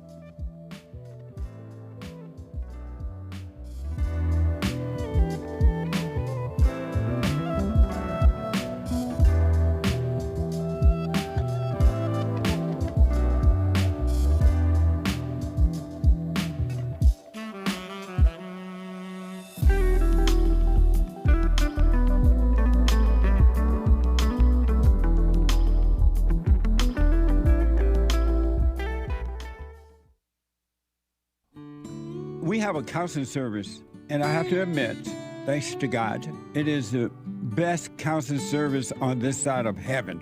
I counsel with men and women, families, individuals around the world. Most people are unhappy, they're miserable, they have rough lives, they're depressed, suicidal, young and old, of all races. I understand, I know why, and I do understand it. Because exactly what's happening in me is happening with everybody outside of me, inside of them. And I've noticed that with those who really, really, really want to understand, they will become it just like that, out of one counseling session. If you need counseling, you can go to rebuildingaman.com or call 800-411-2663. 800-411-BOND. Best counseling service on this side of heaven.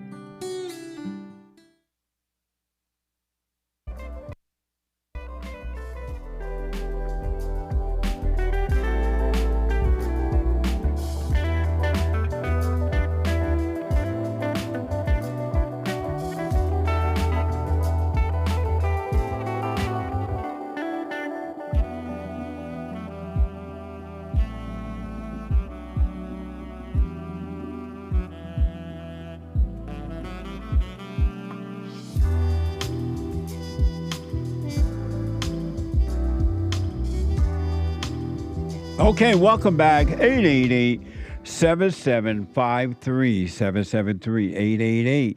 888-77-JESSE. Couple quick announcement. The Hake report is coming up at 9 a.m. this morning. The Hake, Hake report.com. The Hake report from 9 to 11 a.m. Pacific time. And James Hake is on fire. Ain't got that good hair for nothing. Happy White History Month, by the way. Happy White History Month. July is White History Month.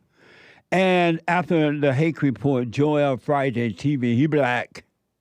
Joel Friday TV at 11 a.m. this morning, Pacific time. At 11 a.m. Pacific time. Believe me, he's going to be on fire about what happened with the Great White Hope. You don't mess with the Great White Hope. And then after Joel Friday TV, the American Anchor Baby at 12 noon. So it's an amazing lineup today and a lot to talk about, so you don't want to miss it, all right? Energy given to him by God. Also, check out our, go to punchy.tv and watch the network on our own platform. Punchy. PUNCHIE.TV. PUNCHIE.TV and watch our watch the network on our own platform now. See there? What now? Amazing. I want to go back to Ben, a first-time caller, and Ben want to pray for the country. Am I right, Ben? Pray for the nation and Trump. Yes, sir. Why do you want to pray for when it doesn't work? Well, I feel like as Christians and Messianic believers like myself, that we need to pray for our leaders and pray for God's protection from the division, violence, discord, and confusion of this nation. Right.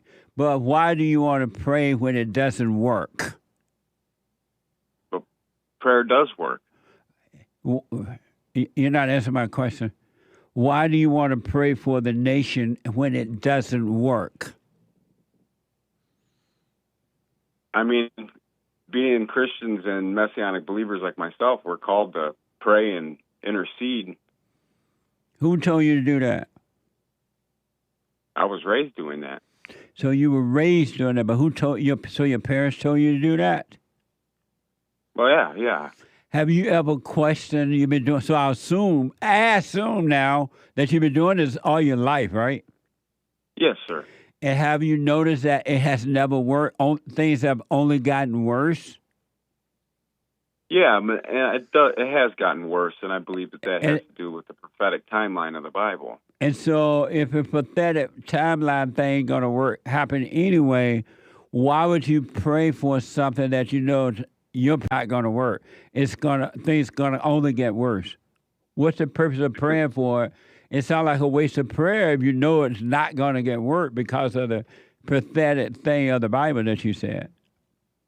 Well, that's just because that's what Jesus the Messiah would have called us to do, and he would No, have done you himself. said your parents told you to do that.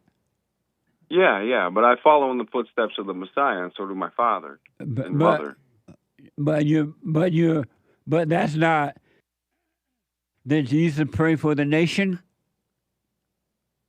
I could almost guarantee Jesus would have prayed for all of Judea and Samaria. Did Jesus pray for the nation?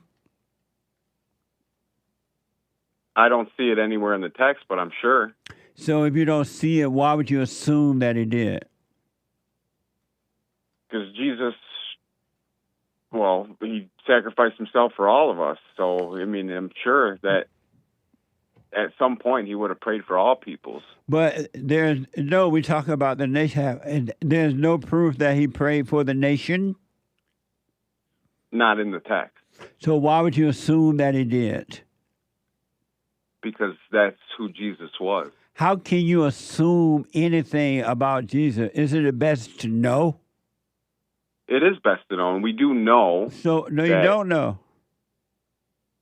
Well, we know that Jesus died for all men, Jew and Gentile both. That's not what we asked. We were talking about praying for the nation. Yeah, I wouldn't say it would be more along prayer for the nation, but prayer for our leaders in this nation, and pray for the people that live within the nation of the United States, that they come to Jesus in these times, and that there'd be a great revelation and a great revival here in the United States. And why would you do that kind of prayer? Because we're supposed to bring everybody to Christ with us. No, you can't bring anyone to Christ. Who told you that you're supposed to bring people to Christ? Well, isn't that what we're called to do as Christians? No, who told you that you're supposed to bring anyone to Christ? We're supposed to minister to people. Who told you that? The Bible. Minister how?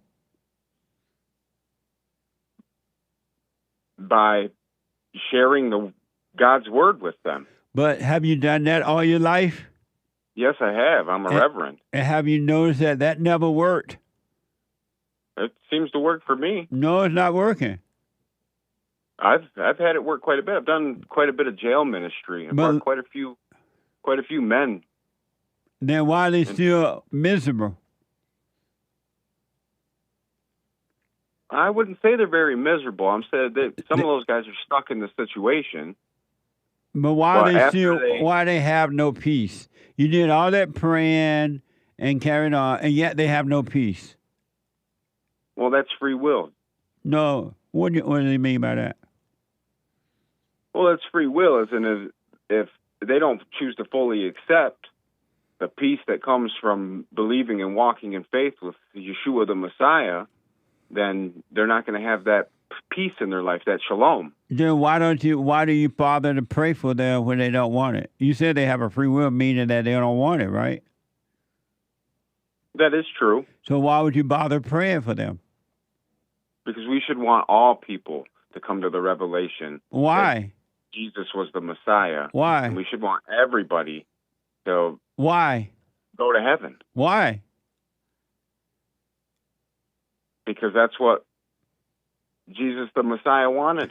So if Jesus wanted that, why isn't he bothered that most people will not go to heaven? He doesn't seem to be bothered by it. And God doesn't seem to be bothered by it. Why you want it more than they want it? I wouldn't say that I want it more than Jesus and the Father want it. But that's they don't. what Jesus and Don't the Father they? want. But don't. Doesn't God leave you right in your hell if you don't want out? He does leave you to your hell if you don't want out, and that's a choice that you make. Right. So why are you bothered trying to get them to heaven? If God is not bothered? I want to store my treasures in heaven. Why? Because that's what the Bible says, to store your treasures in heaven. And what are your treasures? My treasures are doing and walking the way Jesus would have walked and bringing people to the Father, to their needs. But that's not what Jesus told you to do. Then what did Jesus tell me to do? He didn't tell you to do that.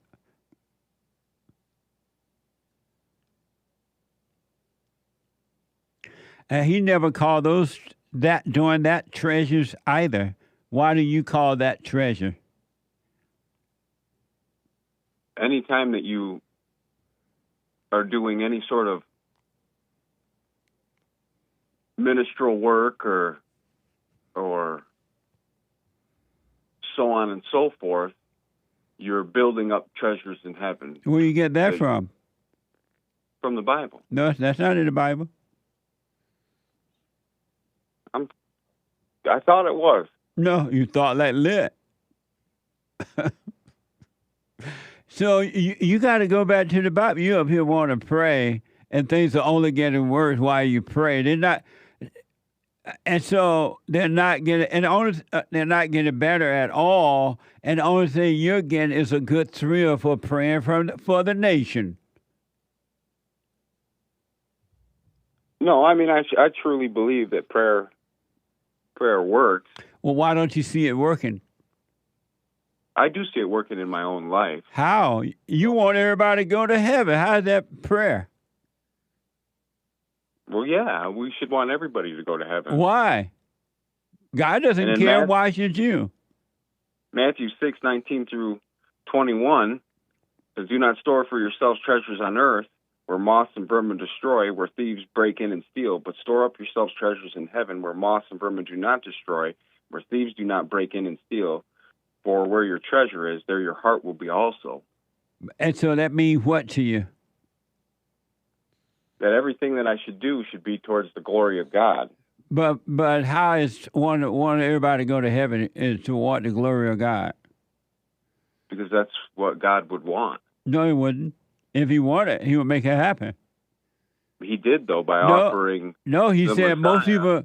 He as said a sacrifice. most people are not going to want it. Most people are not going to make it happen. Most people love their hell. They're going to stay. That's true. He said only a few, a handful, gonna enter into the kingdom of heaven. But you up there trying to get everybody into heaven. Yes, if they accept the Messiah and accept walking with him. But anyway, go ahead and pray. Father God, we come before you in the name of Jesus, the Messiah, and why are you calling him all those different names? You don't sound like no Christian. I'm a Messianic Jew. You a Messianic Jew? I'm a Messianic Jewish person. What's a Messianic Jew? It's a Jew that believes Christ is the Messiah. Oh. Jesus was the Messiah. So are you praying for the Messianic Jews or are you praying for the Christian? I'm praying for all of God's children. Oh, okay. Are you black? No, I'm an Israeli Jewish person. My family's Israeli. Oh, okay. Go ahead.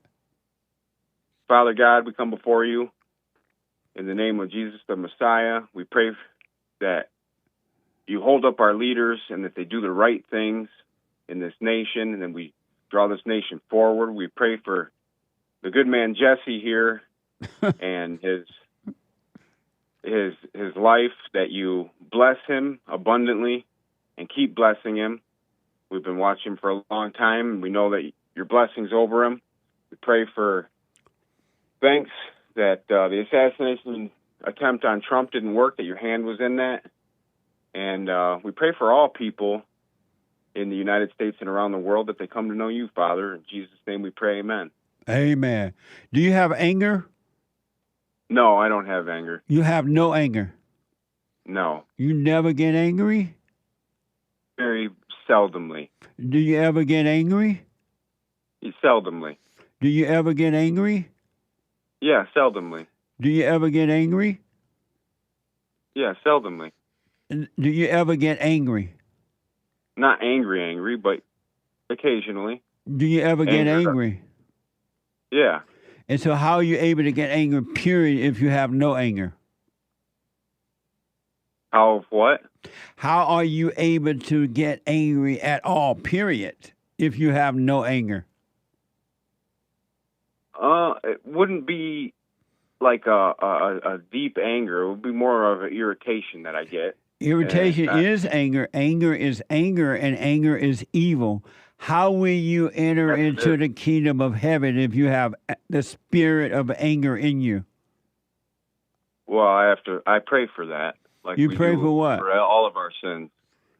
And when you pray And I try for to turn from those sins, like anger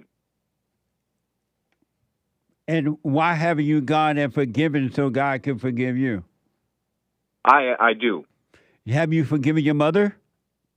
Oh, yes. You told her?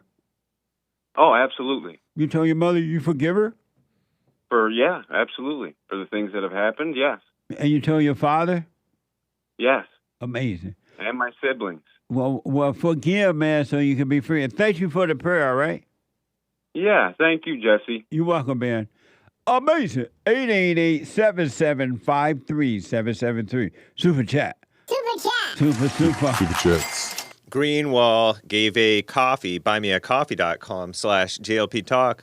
Donald Trump is fighting for all of us. He's doing it for me. He's doing it for you. That's right. Absolutely right. I was thinking that after the shot happened. This man doesn't have to be running for president at all. He made all the money that one man can make or want to make or whatever. He can relax now. He can relax and just enjoy his children and grandchildren. And yet he decided to put make America first. He's been just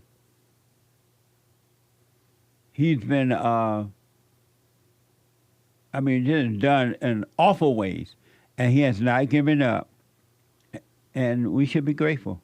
Absolutely. Thank you. Someone bought a coffee. The devil will shoot a ton of thoughts into my head like a machine gun until I miss catching one of them. Then the feelings will engulf my body with pain, but I must endure. You're making a good point. That's why you have to stay present, stay conscious, instead of being in the past or the future, thinking about what's going to happen, what has happened. Stay present, and that way, if you start catching the devil, and he will flee. Stay with it. Stay with it. Stay with it. Thank you. Someone said Trump raising his fist in the face of death is the same as Moses saying, "I am that I am" to the Jewish people. What manner of man is this? The wind and sea obey him. Amazing. Thank you. Moses relayed God's message, "I am sent me." Something like that, I guess. Who are we talking about? You saying God sent him? Yeah. Nice. Eugene, 3 coffees. Love your show. Been watching you for 5 months. I forgave my parents. I do silent prayer every morning, day and night. Now going through pure hell. Can barely move. Panic around people. Got so much fear, and I know it's not me. Right on. Watch, stay in it. Don't run from it, right? Stay in it and watch. That's all you need to do. Watch it, stay in it, shaking your boot, cry your tears. Watch, stay with it. Don't try to get away from it. It will be taken away. You got to go through the fire. You got to go through the hell in order to reach the kingdom of God. And we're going to get to all of your calls here, and the guys are going to pick up out there in a minute. All right? Thank you. Kohlberger, all right, 5 coffees. I have to admit, I was a little dismayed with Trump being shot at. Found myself judging evil in every fluffed up situation. However, I am fine now. And thanks for the fellowship. Can we say divine intervention for the greatest white hope, Donald Trump? Yes, that's for sure. Amazing. Thank you. Soul Conscious, 5 coffees. Jesse, church was amazing. You said God is just a word, and that was deep. Because Christians worship the idea of a God and nothing else. Yep. When it is truly about forgiving and a change of heart. Thank you and prayers for great white hope. Absolutely. Thank you. Amazing. Thank you. Isaiah donated on Cash App a little tip to bond JLP on Cash App. No message. Thank you, Isaiah. Appreciate it. I'll look at it. Terry bought a coffee. Bible thumping in response to the biblical question. Do you have hope? Do you have hope? Psalm 39, verse 7. And now, Lord, what wait I for? My hope is in thee. So I guess she does have hope. if she agrees with Psalm 39:7. So are they saying that it's a lady? Uh-huh. And she said that she does have hope, or she just have a scripture? Sounds like it. Sound like what? Like she does. Oh, I'm not sure, but it sounds like a scripture.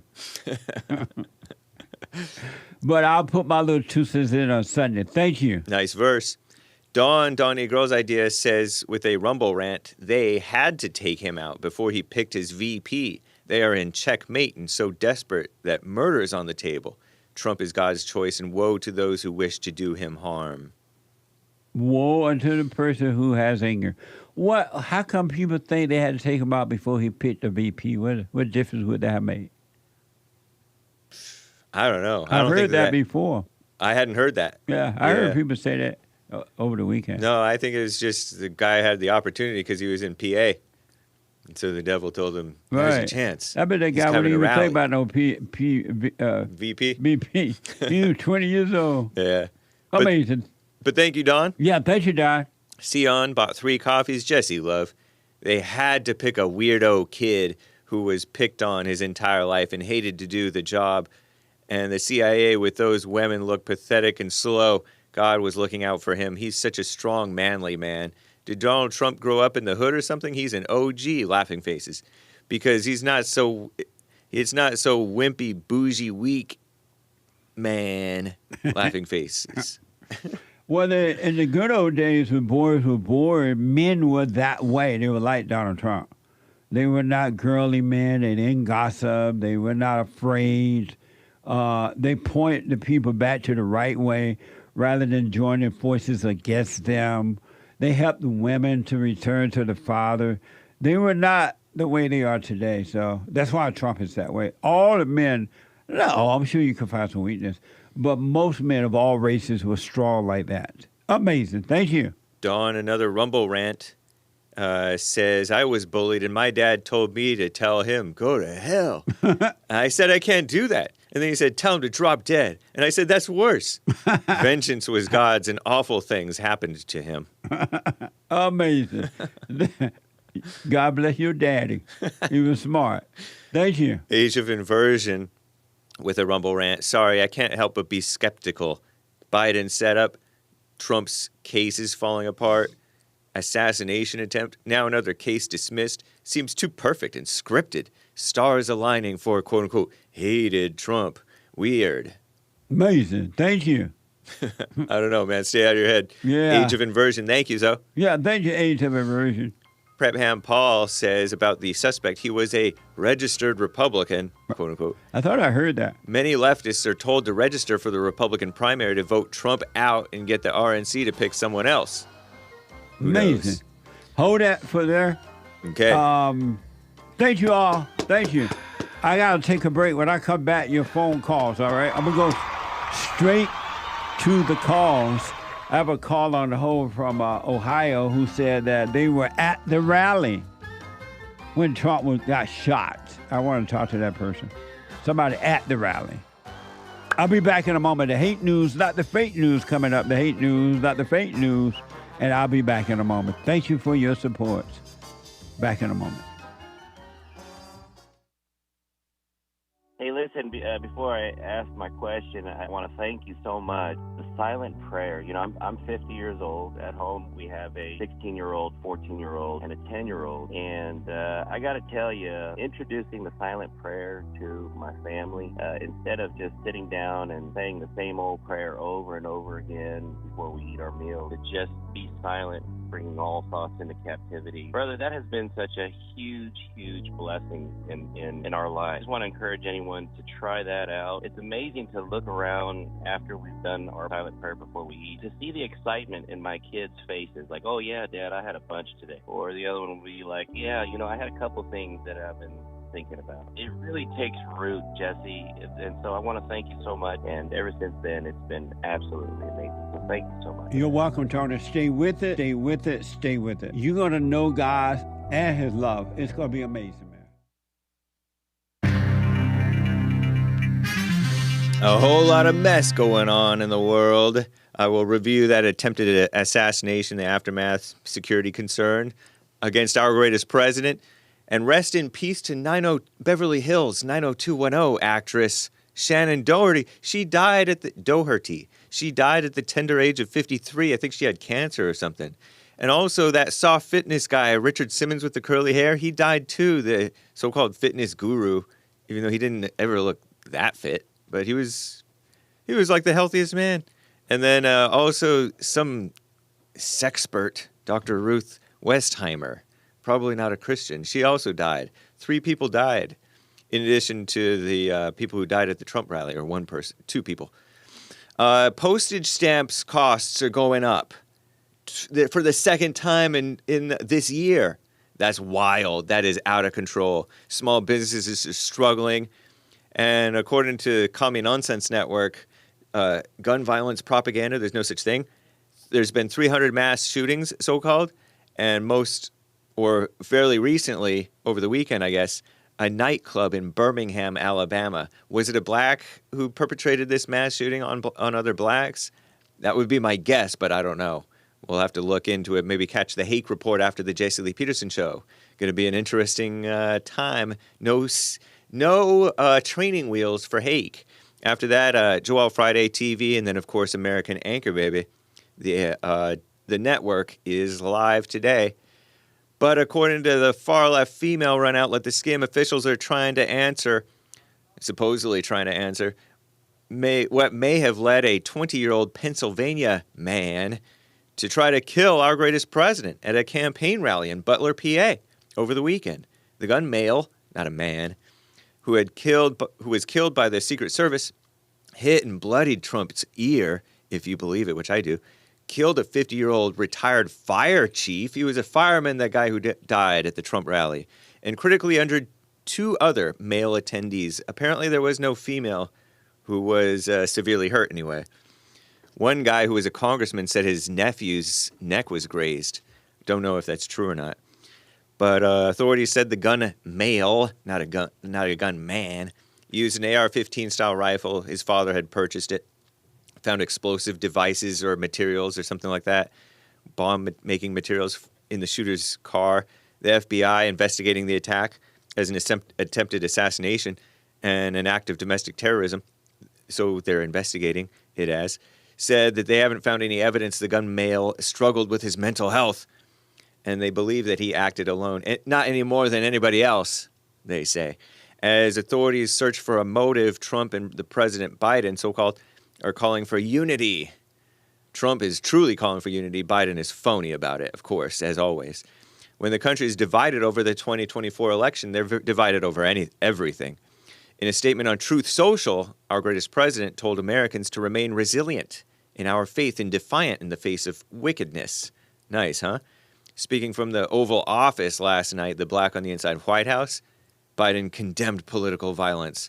He only condemned it from the right, though. He's like, oh, January 6th and stuff like that. It comes as Republicans like Senator J.D. Vance, Republican of Ohio, and Representative Mike Collins, Republican from Georgia, blame Biden and the Democrats' anti-Trump rhetoric for leading to the attempted assassination, allegedly, according to their minds. That's as others are pointing fingers at the evil media, also the enemy of the people. There's questions over the security failures, Secret Service, how did they miss that obvious clear shot? Obvious in hindsight anyway. Who knows? What a mess. But rest in peace. This is very important to Shannon Doherty, beloved actress. She's that dark-haired brunette gal. 53 years old, cancer for 9 years. Whoa, per her longtime publicist. She was Heather Duke in Heathers in 1989. Brenda Walsh from 1990 to 1994 in Beverly Hills 90210. You know that I never saw it, but it was a soap opera type thing for the young people. And its subsequent spin-off 90210 and Prue Halliwell in Charmed from 1998 to something. I'm James Hake. Now back to the Jesse Lee Peterson Show, Hour 3.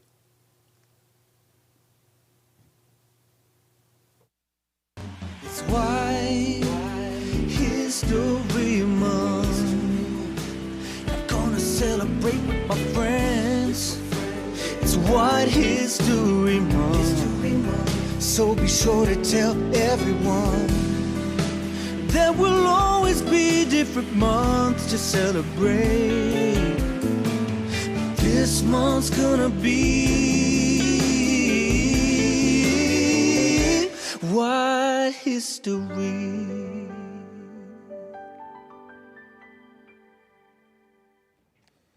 Uniting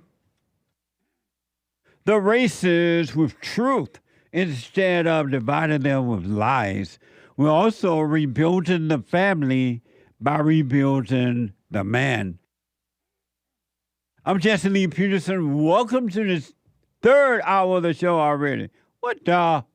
You can get involved by calling 888-7753.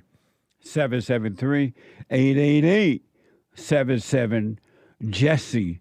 JESSE.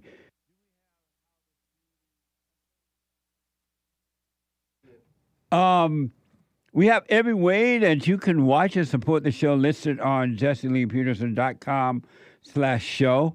jesseleepeterson.com/show. And if you're out and about and you just don't have time to watch the show live, you podcast, but you want to listen. I wish I could listen while I'm working out, traveling, whatever I'm doing. You can.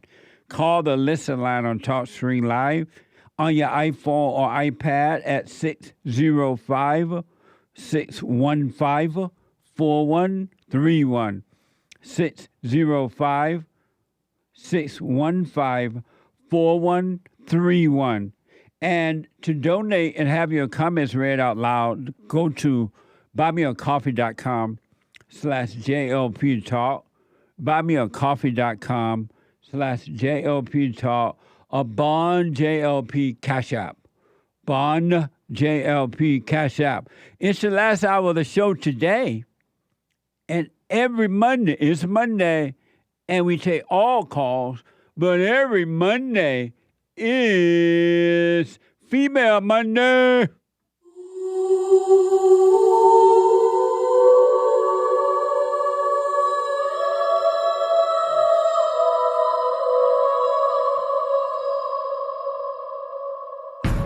I like to make men uncomfortable. I bet you do. my life, I Had hate to to fight. Let women take over. Some of us believe that women are getting paid less than men. I proudly say I'm a feminist. Thank you. Deep in their soul, they want to be home with those babies. We've been lied to for so long. Amazing. Female Monday, 888-7753-773. Before I go to the callers, in the first hour, we played you the video that shows... Oh, the biblical question. I forgot to mention the brand new biblical question. Do you have hope? Do you have hope?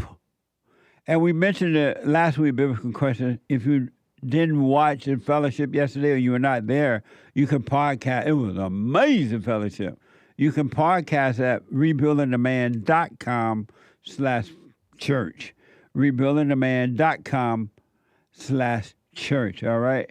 And you can listen to, we discussed last week, biblical question of why are you dismayed by others? Why are you dismayed by others? I want to quickly play. We played the video, showed the moment of the assassination attempt at the rally with the Great White Hope, Donald Trump, over there in Pennsylvania. Well, and then we played about the boy that allegedly did the shooting, according to the report. But I want to show you how the shooting unfolds, and then I'll go to your call.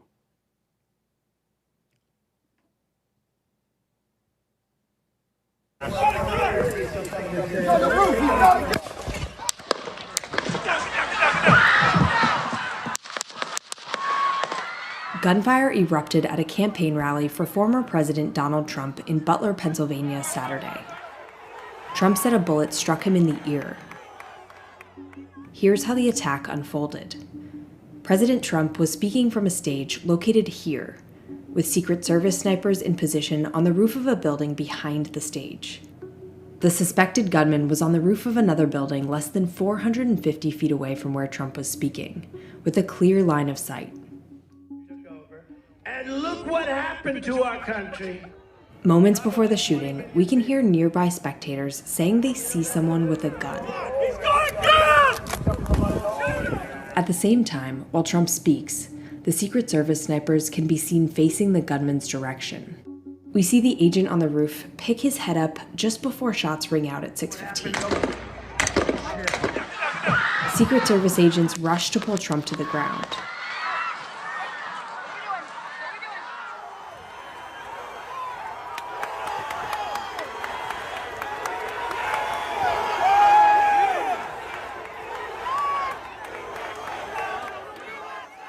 As they rush him from the stage, blood can be seen on the bleachers behind where Trump was speaking. A spectator was killed and 2 more were critically injured at the event. The suspected gunman, 20-year-old Thomas Matthew Crooks, was shot and killed. That's amazing, huh? Absolutely amazing. Just imagine how bad things could have gone had not the FBI, whoever they were, shot that boy before they did. It seemed like the Secret Service, shot him before they had waited a few minutes later and given this guy more time to shoot. Just imagine what would have happened. It could have been worse, even for the president. Thank God it wasn't. What a mess! 888-7753-773. Let me go to David, a first-time caller in Ohio, out of Ohio. And David, you were at the rally? Yeah. Hi, Jesse. Hey, David. Thanks for calling. Tell us about it. It was pretty crazy, you know. I think a lot of people who were closer to the stage still didn't even realize what was going on when it was happening, because I was a little farther back, and I heard the first 3 gunshots from the shooter, and then I seen the snipers who were on top of the building, like the Secret Service snipers, and you heard them go, pop, pop, pop, shooting off, and you seen the cloud of gun smoke from them. And that's why when I was like, oh, geez, that's gunfire. We got to get out of here. And so you were kind of in the back with the crowd, right? Yeah, I was over by, I don't know if you've seen like the map of it, but I was over by like the that little permanent building. It's like a concession stand kind of thing. Okay. And did you hear those people yelling, shooter, there's a guy in the building? No, I think that was like looking at the stage, I think those people were like on the left side, and I was on the right. They were like over on the side of the shooter. Oh, okay. So you didn't hear the commotion from the crowd trying to alert about the shooter, right? No, not at all. I wasn't on that side. Nice. And so, David, when the shots first went off, when you first heard the shot, what did you think was happening?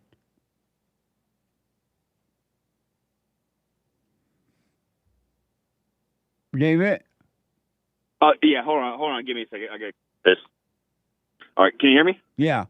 What did you, when you first heard the shots, what did you think were going on? I mean, I'm from the country. I know guns and stuff like that.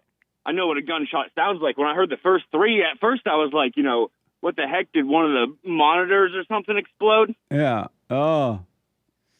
And then once I seen all the gun smoke from the Secret Service, that's when I knew. I'm like, no, that's gunfire. And the people panic and they start running and screaming and carrying on? Honestly, I'd say everyone handled it amazing. Oh, good. Nobody was pushing each other over. There was upwards of 15,000 people there. People weren't pushing each other over or running each other over, freaking out. Everyone just started, we pushed the barriers down and everyone started getting out of there. They were helping each other, real peaceful. Oh, nice. What do you say and that's one thing Go ahead. Go ahead. No. Well, I was going to say one thing I've heard from people is like a conspiracy of like, oh, well, if it wasn't planned, why was everyone so calm? And it's like, well, just because everyone wasn't acting like animals doesn't mean it was planned. Right. What do you say to people who say, "Oh, that wasn't blood on the president's ear. That wasn't"? Oh, they just want to sound like they're the smartest people in town. That's amazing to me. Well, I'm glad that you are well, David, that you got out of there safely, and it's I'm amazing. just happy Donald Trump's all right. Yeah. That was my thought the whole time. I was like, there's no way they take out Donald Trump. I know. The innocent man who was killed was a retired fire that's very chief. sad. Yeah, a retired fire chief who used his body to shield his family from the gunfire, according to the AP. May his soul rest in peace. Yeah, God bless that man. He served his family the best of his ability. He's a great man. Were you surprised at the way the president handled it? Oh, I mean, not surprised, but proud. Yeah. You know, that's just the type of man he is. Yeah. Amazing. Well, good, man. And I'm glad you're out of there. I'm glad all is well. And thank you for calling me. Uh-huh. Hey, thank you. I love your show. I love you, Jesse. Thank you, David. I appreciate it. All right. God bless. You have a good one. You too, buddy. 888-7753-773. Let me go to Josh out of Georgia. Georgia on my mind. Josh, welcome to the show. You're on the air. Hey, thanks for having me, Jesse. Yes, sir. Thanks for holding. No problem. I was calling to answer that new biblical question. Do you have hope? No, I don't. And why not? I see it as the same thing as love and like all the other like Christian words like grace and faith and discernment. I don't think I have any of that. I say that comes from God through me. And so what I is don't have it. What is it like not to have hope? What does that feel like? Like I'm in hell when I'm not, and when I suppose when I'm not conscious, I see myself spiraling, going back down that road, down the rabbit hole to hell, Amazing. Are you getting better? I believe so. But but I don't like to really even think about it. Oh, okay. Because, that the thoughts make me think I'm getting better, and then something happens, and then now I'm super discouraged. So I don't like to. That makes think sense. too hard about that. Absolutely, man. Absolutely.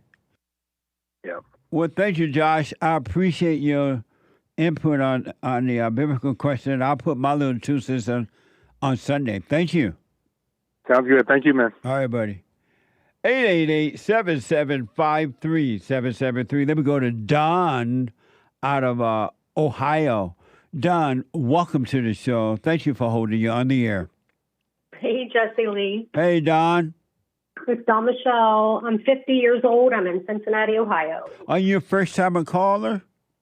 Well, I called you before, but then the call dropped, and you did your best to address me, but I've been following you for like 5 weeks, and I feel so validated because I started my journey of, waking up and recovery when I was 25 years old, and now I'm 50.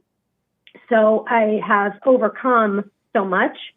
And when I heard you, I felt validated, like almost for the first time, because it's like the churches, AA, the world, these so-called support groups, air quotes right now. I mean, it's like they're just full of so much that I don't believe. It's all the false beliefs. Yeah. It's lies. Yeah. In my subconscious, that every day I see these lies. Yep. I'm like, oh my God, I believed that, but it's just a lie. Well, that's what the Spirit of the Father does. It renews your mind. it unteach you all the lies that we all have been taught by our parents and teachers and everybody, right? And he gives us a renewed mind, a clear mind. Yes. Amazing. When I was raised, Jesse, the only emotion I ever saw that was modeled, for me was rage. I mean, not even anger, but like rage. And so, of course, I took that on. Yeah. And so here we are, fast forward to my overcoming and 25 years sober. And I guess where I feel like I'm in a wake of looking at what I haven't done it, but what's been done, what's like my adult son is 30 years old and he has the evil spirit of like, not just me, but like of my mother, and I'm just watching him and watching his life. And I've learned a lot from watching him, but I'm like, oh my God. And there's really nothing I feel like I can do. And I thought I wanted to, that was kind of my question, I don't want to say like, let him suffer and die.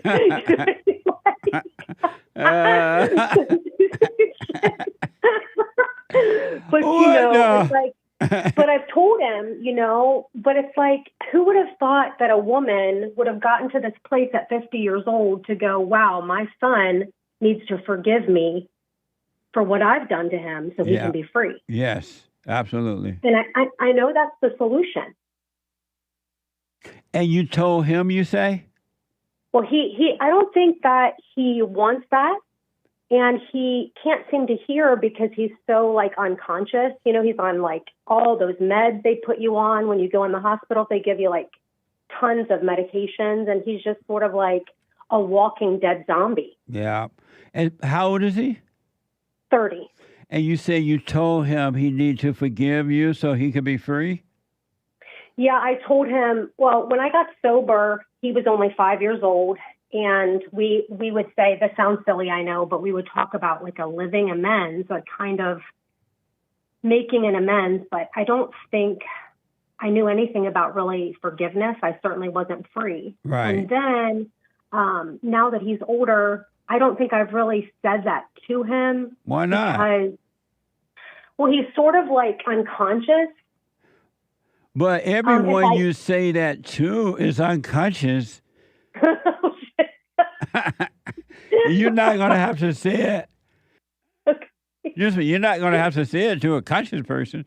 You're going to have to say it to the unconscious. Oh, yeah, that's genius. I hear what you're saying because I haven't talked to him for like a year because the last time I saw him, he told me he was going to kick my effing head off and all this stuff. Like he's very violent. Right. Yeah, exactly. Like I'm like, okay, bye-bye. You're trying to get a rise out of me. It's not going to work. Bye. And it's been like a year, but I think if I ever would see him again, that's what I would do, right? Is I would just say, hey, you have the evil spirit of me. Yeah. And I feel like he has my evil spirit, but my mom's. Like it's a double tag team. Well, he does have your mother, but he got it from you because you had your mother evil spirit. Okay. So, yeah. But can you FaceTime with him? No, he's just kind of like wandering the street and, they'll take care of these people that are homeless, drug addicts more than they would me. Oh, yeah. I see like, now. Yeah, you don't want to take the risk if he homeless is on drugs and stuff like that. Yeah. Yeah. You do get it. And they take care of them. They put them up at a hotel. They give them a food card. They give them a phone. They give them clothes. And I'm just like, I don't want any part of it, to be honest. The government is the enemy of the people. They do everything they do is to keep you down so that they can control you. I heard of last week, I believe, that up in San Francisco, that there's an area up there where drugs and crime and everything is just really bad.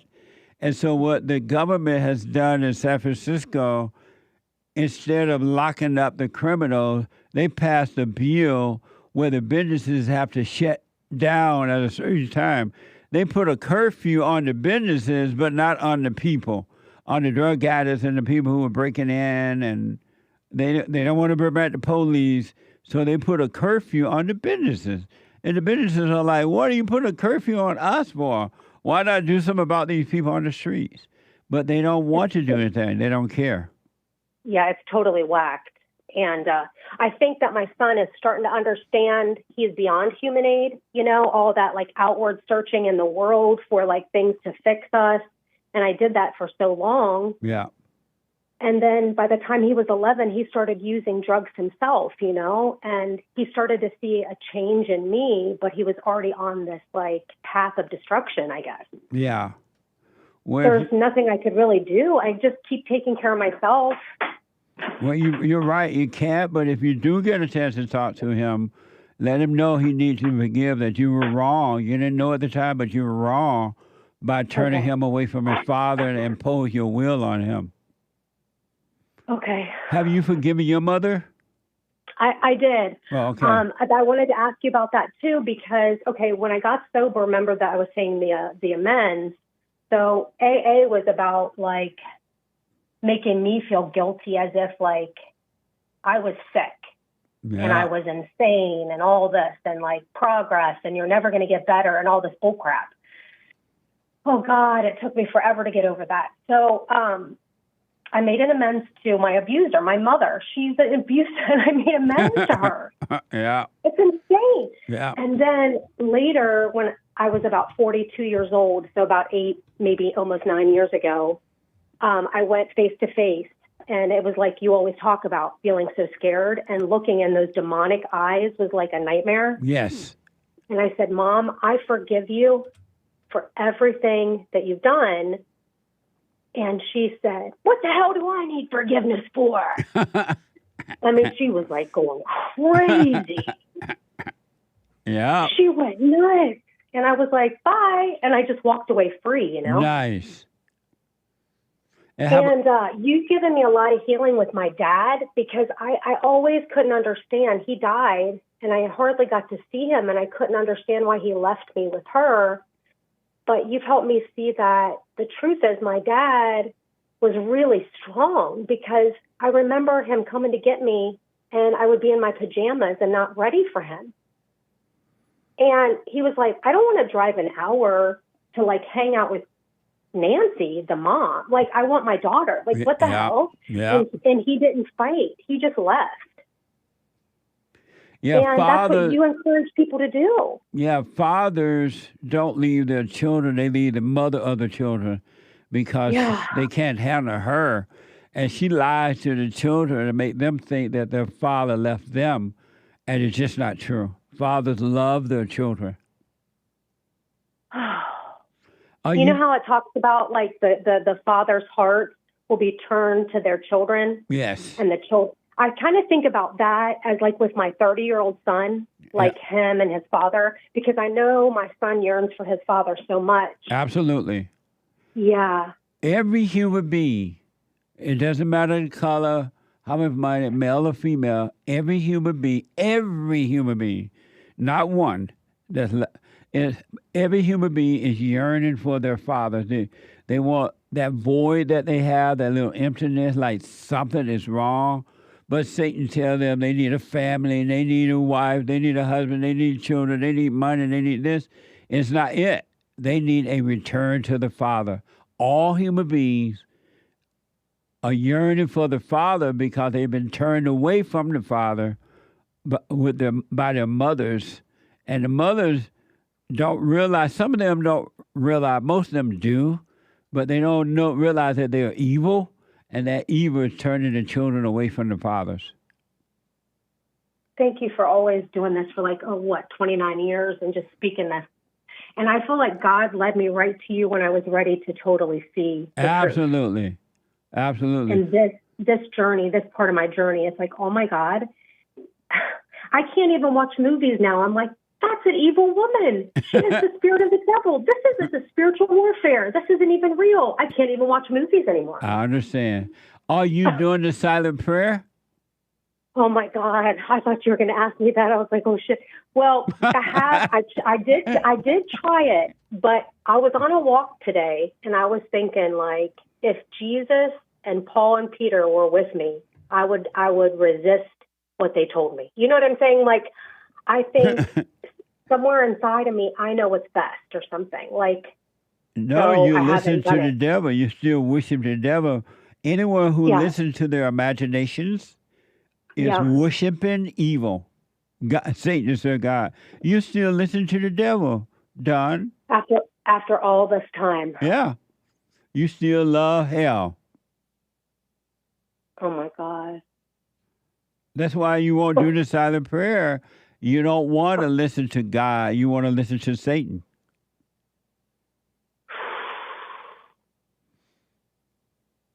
Yeah, I hear you. I hear you, because I was like, like I swear I was on my walk and like Jesus, Peter, and Paul in my mind, and I was like, oh no, I already know that. Like I was like, Well, I gotta run, but you're not gonna be free until you completely let go.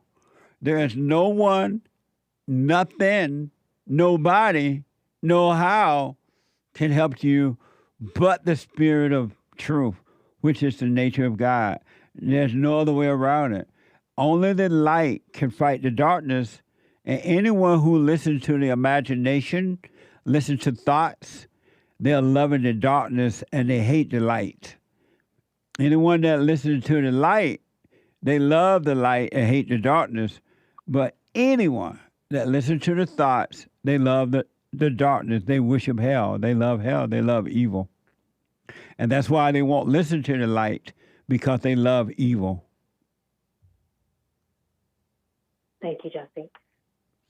So you got to make up your mind. Are you going to love the evil that you already serve, or are you going to turn away back to the light?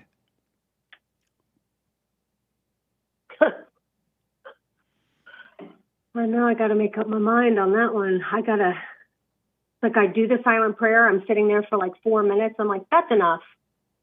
I can't seem to sit there much longer than that. Because you love the hell. You won't sit through the hell because you're afraid that if you sat through the hell, it may disappear. And who will you be if you didn't have your hell? Yeah. Who will you be if you didn't have your misery, your feel good pain and your feel bad pain and your loneliness, your confusion, your anger? Who will you be if you didn't have that? If you have perfect peace, who will you be? You love your misery. Yeah. Suffer and die, Don. I want that T-shirt. Thank you, Jesse. All right. I wish you well. Call me again. Thanks for taking my call. Absolutely. Bye now. Bye-bye. Bye. 888-775-3773. Let me go quickly to Bobby, a first-time call out of Indiana. Bobby, welcome to the show. You're on the air. Jesse, it's a pleasure to talk to you. Thank you, Bobby. And you're black and slow, right? 100%. And I am white and slow. 100%. Nice. And it's okay, right? Yeah. It's okay. And the reason why I say that is because for the longest time, until I had an epiphany on my back porch, when Jesus came to me, I was skeptical of the church. I was, not totally because of the Bible thumpers, because I couldn't remember all those verses. I couldn't remember all that stuff. Yeah. So I felt intimidated. But I finally found a church where that's really not expected of you. The only thing they expect of you is to show up, love God, and that's it. Right on. So for all you people who are out there who think that you're not worthy, now this is coming from Bobby, black and slow, or white and slow, just like Jesse. And you can be Mexican and slow, you can be Asian and slow. I don't care what it is. It's okay. Yeah. But the main thing is that you've gotta break. I swear, and ever since I had that epiphany, and you'll see things start happening in your life. Absolutely. Thank you, Bobby. I got to take a break. Thank you. The treasure chest is open on D-Live. Back in a moment. Thank you, Bobby. Heaven. I counsel with men and women, families, and individuals around the world. Most people are unhappy. They're miserable. They have rough lives. They're depressed, suicidal, young and old, of all races. I understand, I know why, and I do understand it. Because exactly what's happening in me is happening with everybody outside of me, inside of them. And I've noticed that with those who really, really, really want to understand, they overcome it just like that, out of one counseling session. If you need counseling, you can go to rebuildingaman.com or call 800-411-2663. 800-411-BOND. Best counseling service on this side of heaven.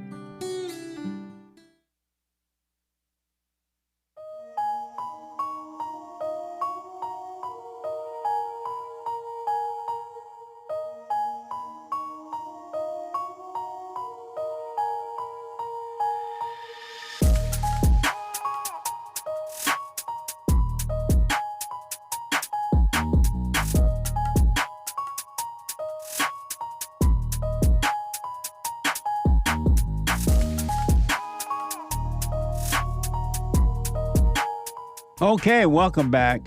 There's a line open at 888-7753-773. 888-77-JESSE. Couple announcement. The Hake report is coming up at 9 a.m. this morning, right after this show. My show at the top of this hour, the Hake, H-A-K-E report, thehakereport.com. And James Hake is on fire. You don't want to miss it. I'm sure you're going to be talking about the assassination and other things. You don't want to miss it. And after the Hake report, Joel Friday TV, he black more about what's happening with the president and in our country. Joel Friday TV at 11 a.m. Pacific time. And after Joel Friday TV, the American Anchor Baby. The American Anchor Baby at 12 noon. And he was like he was airing the assassination attempt right after it happened there. So he's going to be on fire today. Energy given to him by God at 12 noon. And then last but not least, personal shout-outs. I do personal shout-outs for you. Birthdays, weddings, anniversaries, congratulations. Whatever the occasion, encouragement, shout-outs, go to Cameo, cameo.com/Jesse Lee Peterson. cameo.com/Jesse Lee Peterson. And if you missed fellowship yesterday, I don't know what to say about you. I just don't know what to say. It was on fire, the men and the women. It was deep. But you can still catch it by podcasting rebuildingtheman.com/church. rebuildingtheman.com/church. It was amazing. All right. Let me go to, there's a line open, 888-77-JESSE. We're going to try to get to every minute as possible, all right, in this few time left that we have left today. Let me go to Jerry out of Georgia. Jerry, you're on the air. Thanks for calling. Hey there, Jesse. Hey, Jerry. Hey, just want to talk to you real quick. I know you got other people on the call. Are you at peace? At peace? Yeah. Are you at peace? Yes. Okay. I don't know too much about you, so I don't want to get personal. But are you married? No. Oh well, that explains why. That's a good point. Are you a first time caller, Jerry? No, Jesse, I done called you before, but I didn't know. I called before, but I didn't know if you were married or not. So that explains a lot. And so I have one son, 2 grandkids, and 3 great grandkids. Oh, awesome. Yeah. It's best to just stay unmarried, man. Because it's what Female Monday, right? Female Monday.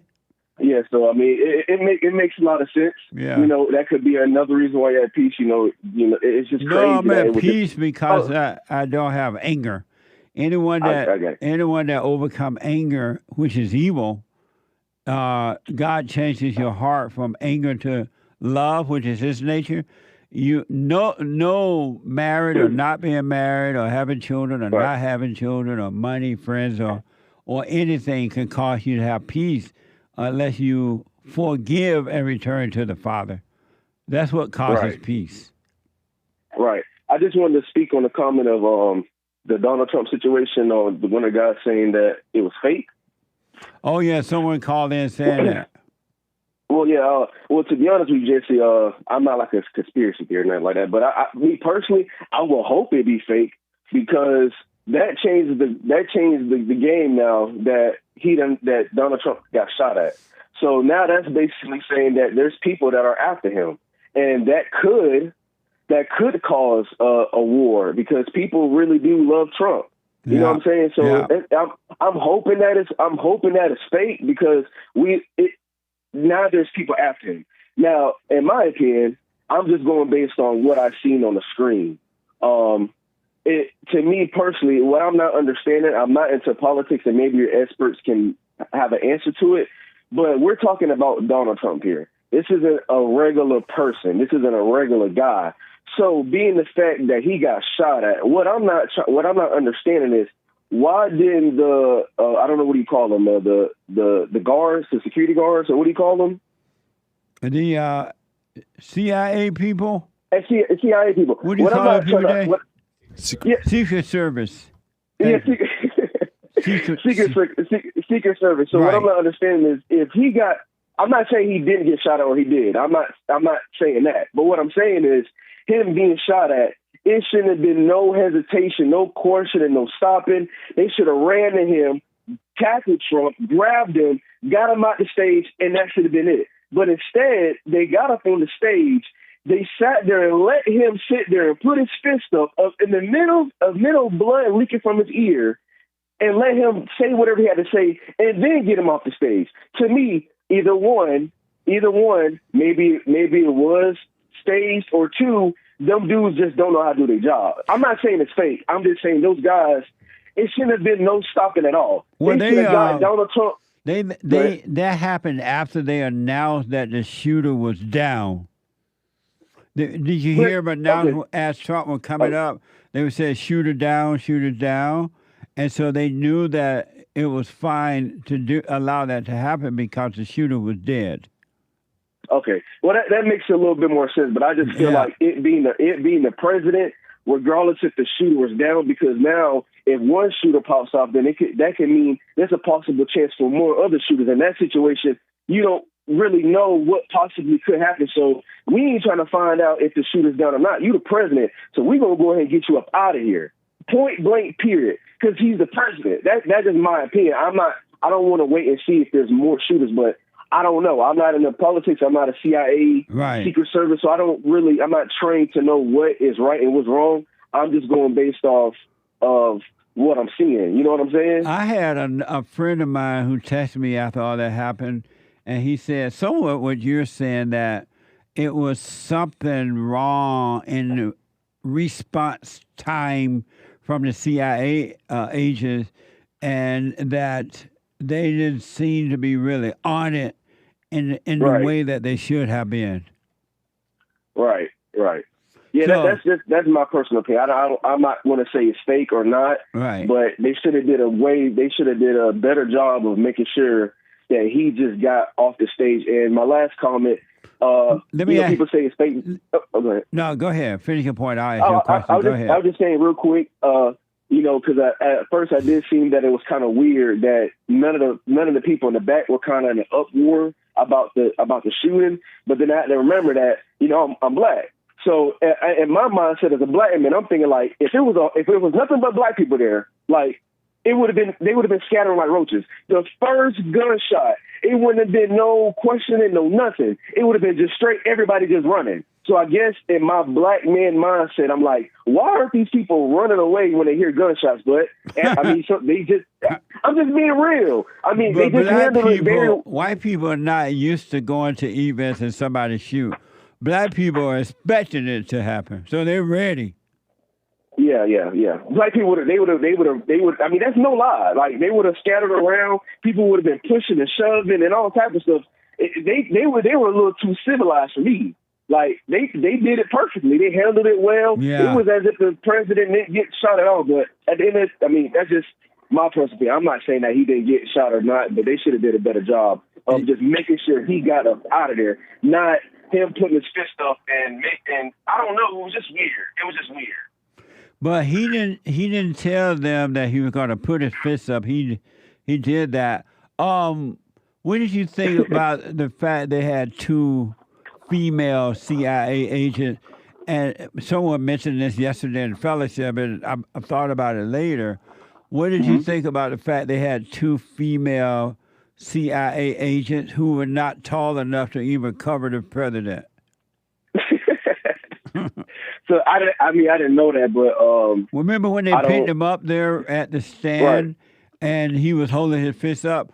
A tall man had to go over and cover his whole body. There were two female that could not cover his body. Well, because they were too short. Well, that's where the world is going. I mean, the women want to do the man's job. That's just the way the world is right now. So I don't really have any comment on it, but that's just the way it is.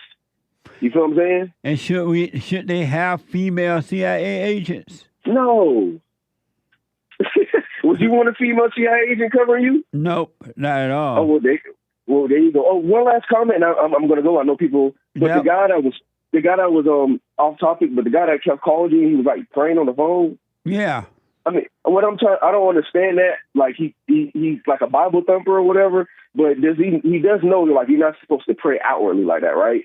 Like you're supposed to go in a sacred place. You're not supposed to be a hypocrite. Well, a lot of Christians don't know that, and they have been okay. They don't know that. They don't know that. They pick and choose verses they want to use, but you don't know. You're not supposed to be up in a building or anywhere and hoop and holler and praying. You're supposed to do that. You're not supposed to. I don't know, man. Yeah. Thank you, Jerry. Thank you, Jesse. Thank you. All right, you're welcome, buddy. 888-775-3773. Let me see what I got here. Elon Musk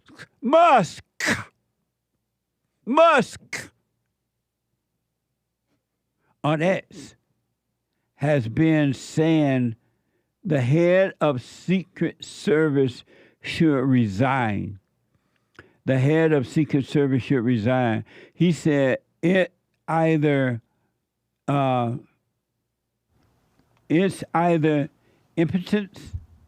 incompetence, or deliberate about the shooting. Oh, he said it's either incompetent or deliberate. Yeah.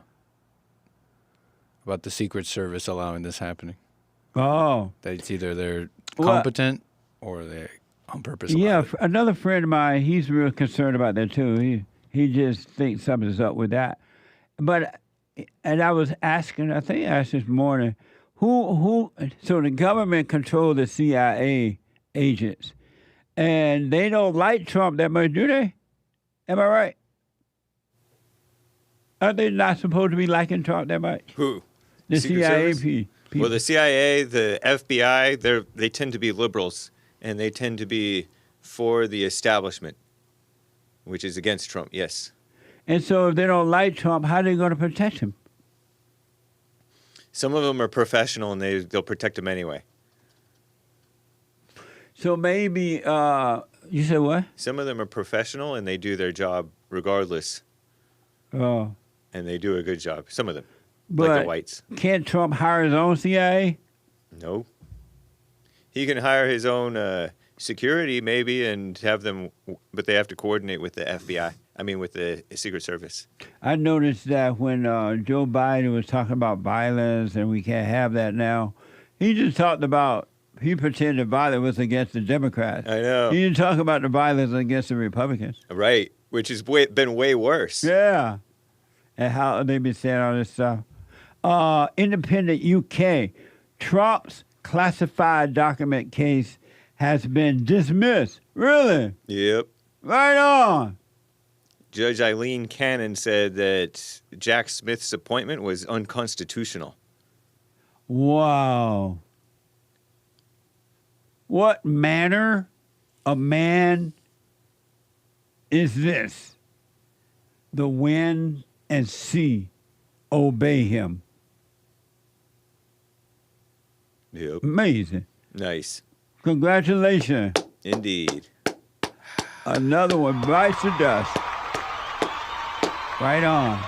Let me go to 888-7753-773. Let me go quickly to Jason out of Florida. Jason, welcome to the show. You're on the air. Hey, Jason. Oh, hold on. Jason. All right. Come off mute. I'm sorry? Oh, okay. Let's see. Hold on. Jason. Jason. No, Jason. All right, I got to run. Jason, let me know when Jason called back, or if he called back, or if he read or whatever. Oh, Lord, as soon as they're what the? Call back, Jason. I don't know what's going on down there in Florida. Is it a tornado going on? Super chat. Super chat. Super. Super chat. Let me know if Jason called back, and then we'll come back to the callers here in a minute. Go ahead. Super chats. Nikki bought a coffee. Is awareness present in deep sleep?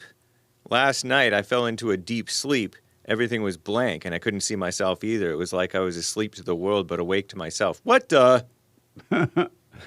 So, repeat. What's the question? Can you be aware when you're in deep sleep? If you, I don't know if you can be aware in deep sleep. I don't understand the question. So I don't want to give you the wrong response to it. I'm not sure because it's not clear. Thank you. Appreciate that. Coldberger Art, 3 coffees. Of course, Satan would want to play down good, call it fake, do whatever it takes to prevent good from winning hearts over. In the end, love conquers all. That's right. Love conquers all. But it has to be not mama's love. Emotional love is not needed. Emotional love is not of God. God's love is a dispassionate love, and that's the love you want. Thank you. JV the Great with a coffee. Trump's classified documents case just dismissed. Judge said Jack Smith's appointment was unconstitutional. I know. We just announced that from the Independent UK. Thank you. That's amazing, huh? Yeah. Amazing. Thank you. Cactus Eater Bear with a diamond says MSM, mainstream media, partly to blame, getting people stirred up. I understand that. And I want to say that because I wanted to ask the expert this morning, I forgot. Who is to blame for that boy who has been accused of shooting the Great White Hope? Is it the media, is it the government, or is it the boy's fault? Who is to blame for that? Who do you say hate? Obviously, it's the young man's fault. Yeah. Yeah. Yeah. I mean, I get the hype and how that people are influenced by one another. Yeah. But still, it's a trap to blame other people for his actions. It is. Because they try to blame Alex Jones for people harassing the Sandy Hook families. Yeah. People try to blame Trump for somebody rioting at January 6th. Some people did something, and now everybody's having to suffer. So, yeah. Nice. Thank you. Amazing. Nick LeBoy donated a Rumble rant. Good morning, Jesse. President Trump, courage and strength in the face of death, sent a shiver of patriotism down my spine. He's a real alpha male in an era of soft men. We need more men like him. If ever we need it, we need it now. Amazing. Thank you. Another Rumble rant from Nick LeBoy. A song came to my mind after all this mess. This song fits Trump perfectly. Have you ever heard of Johnny Cash, Song of the Patriot? What a perfect song. Love y'all, and God bless. Thank you. I think I have heard that song, but can't remember right offhand. I love Johnny Cash's music, too, though. Thank you. Yeah. Don says, yes, Ronnie Jackson, former White House doctor turned congressman's nephew. His nephew was injured on Saturday. Also, no VP would have put RNC funds out of our campaign for president and conservatives into a tailspin. Amazing. Thank you. Thank you, Dawn. That was her reasoning for why they shot him before they picked the VP. Oh, thank you, Don. Amazing. Thank you. But thank you, Don. Hannes, 3 coffees. Pithiness equals alpha male, white strong arm emoji, and cool sunglasses. Nice. Thank you. Lori bought a coffee. Biblical question. Do you have hope? Do you have hope? I have hope, but I believe I need to let it go because I don't know what's right to be hopeful for. JC calls Trump the great white hope, so I'm hopeful he will win. But if Trump doesn't win, then I could be discouraged, all because what I hoped for didn't happen. Only God knows what's right, and if I let hope go, I'm more accepting of what happens in life. Hope is dope. I'll put my 2 cents in on Sunday. Thank you. William over in punchy.tv/JLP. Check it out. He says Trump was trained by Neo in The Matrix to dodge bullets. Nice, whoever that was. Thank you. It's a transgender movie. Oh. So I'm just kidding. Sorry, I ruined it. Soterios bought 3 coffees. Hi, Jesse. I started watching your Bond fellowships from your oldest to newest, and I'm learning so much. I love it. Thank you so much, everyone at Bond. Stay with it. Stay with it. Stay with it. Shout out to Maverick Angel, Cactus Eater Bear, Games for Wreck, Henry Ford Lives, Bro, K is, and the rest of the supporters on the D Live crew. Appreciate you guys for supporting, as always. And let me just double check over on Rumble. Thank you, guys. I do believe that is all for now. Amazing. Thank you. I appreciate it. Thank you all so much for your support, all right? Thank you. Let me go quickly to Paul, a first-time caller out of California. Paul, welcome to the show. You're on the air. Hello, Jesse? Hey, Paul. Hey, hello. I don't think we have enough time, and I'm not educated enough to get this done in one take. I don't know if you have a minute or 2. Do you want to call me back tomorrow? Sure. Okay. I wanted to, because I'm kind of so close to you right now, I wanted to drive over there and kind of like, I know you got that church where you talk, and like wanted to meet you and go through that in person, but well, call the office and set up an appointment. Make an appointment. The same number that I just called? 323. Okay, 323. 782. 782. 1980. Okay, let me get a pen because I'm not going to remember that. Hold on. Let me get a pen. Okay. Shoot. Okay, go ahead. What is it again? 323. 323. 782. 782. 1980. 1980. Or 800-411-2663. 800-411. What was the rest? 800-411-2663. 663. Okay. All right. I'll call the first number, yeah? Okay. All right, Paul. Okay. Thank you. Bye. All right, Jesse. Okay. Bye. Let me go to nobody. Wow. I am so out of time. I'm trying to Jason finally got back in there. Ryan, a first-time caller out of Oklahoma.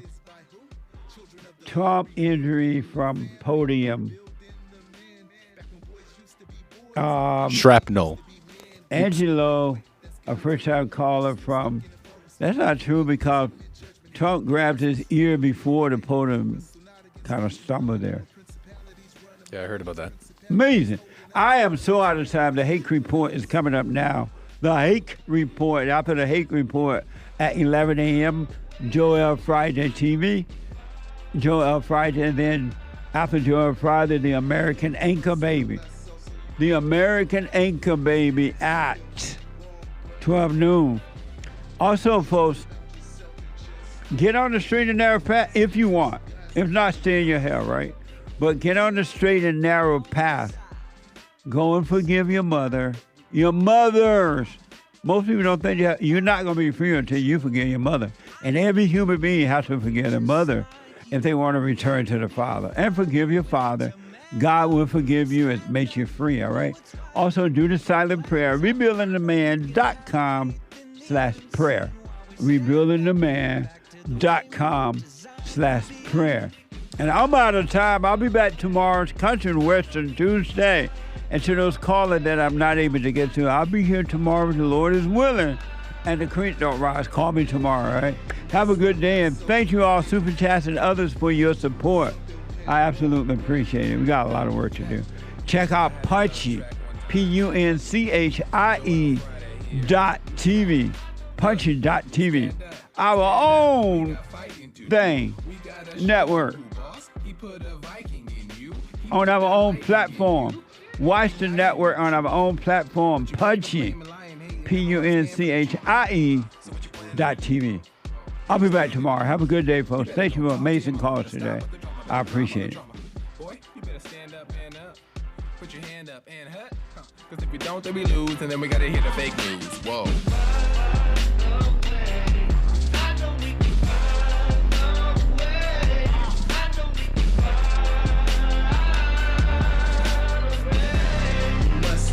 So you get something went wrong, but face the truth about yourself and just seek first God's kingdom, cause you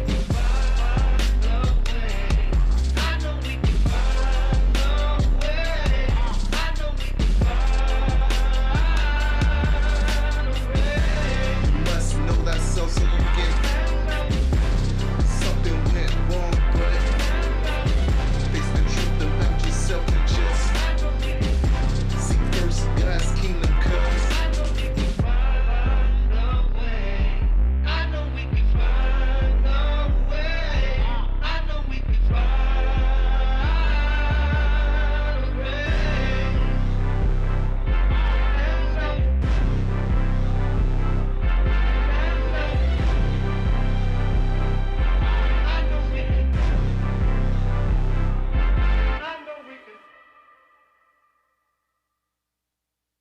I have books that are amazing.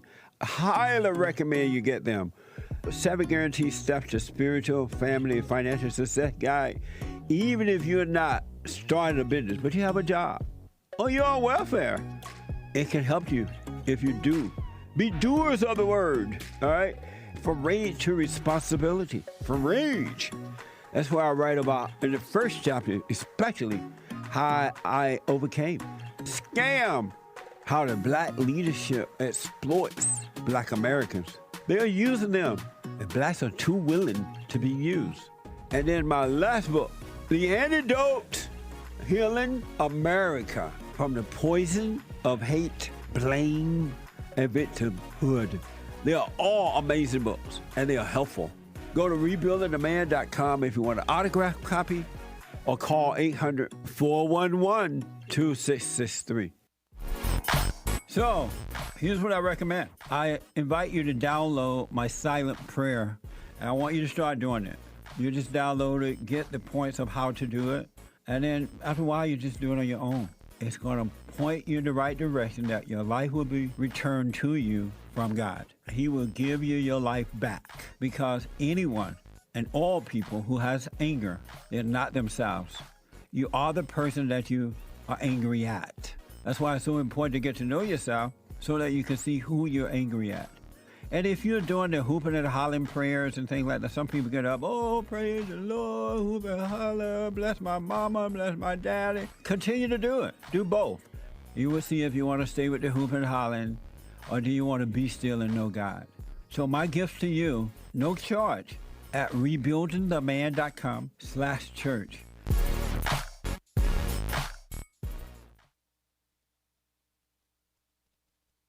Okay, cool. Thank you, Jesse Lee Peterson, for an excellent JLP show. Thank you, Nick the American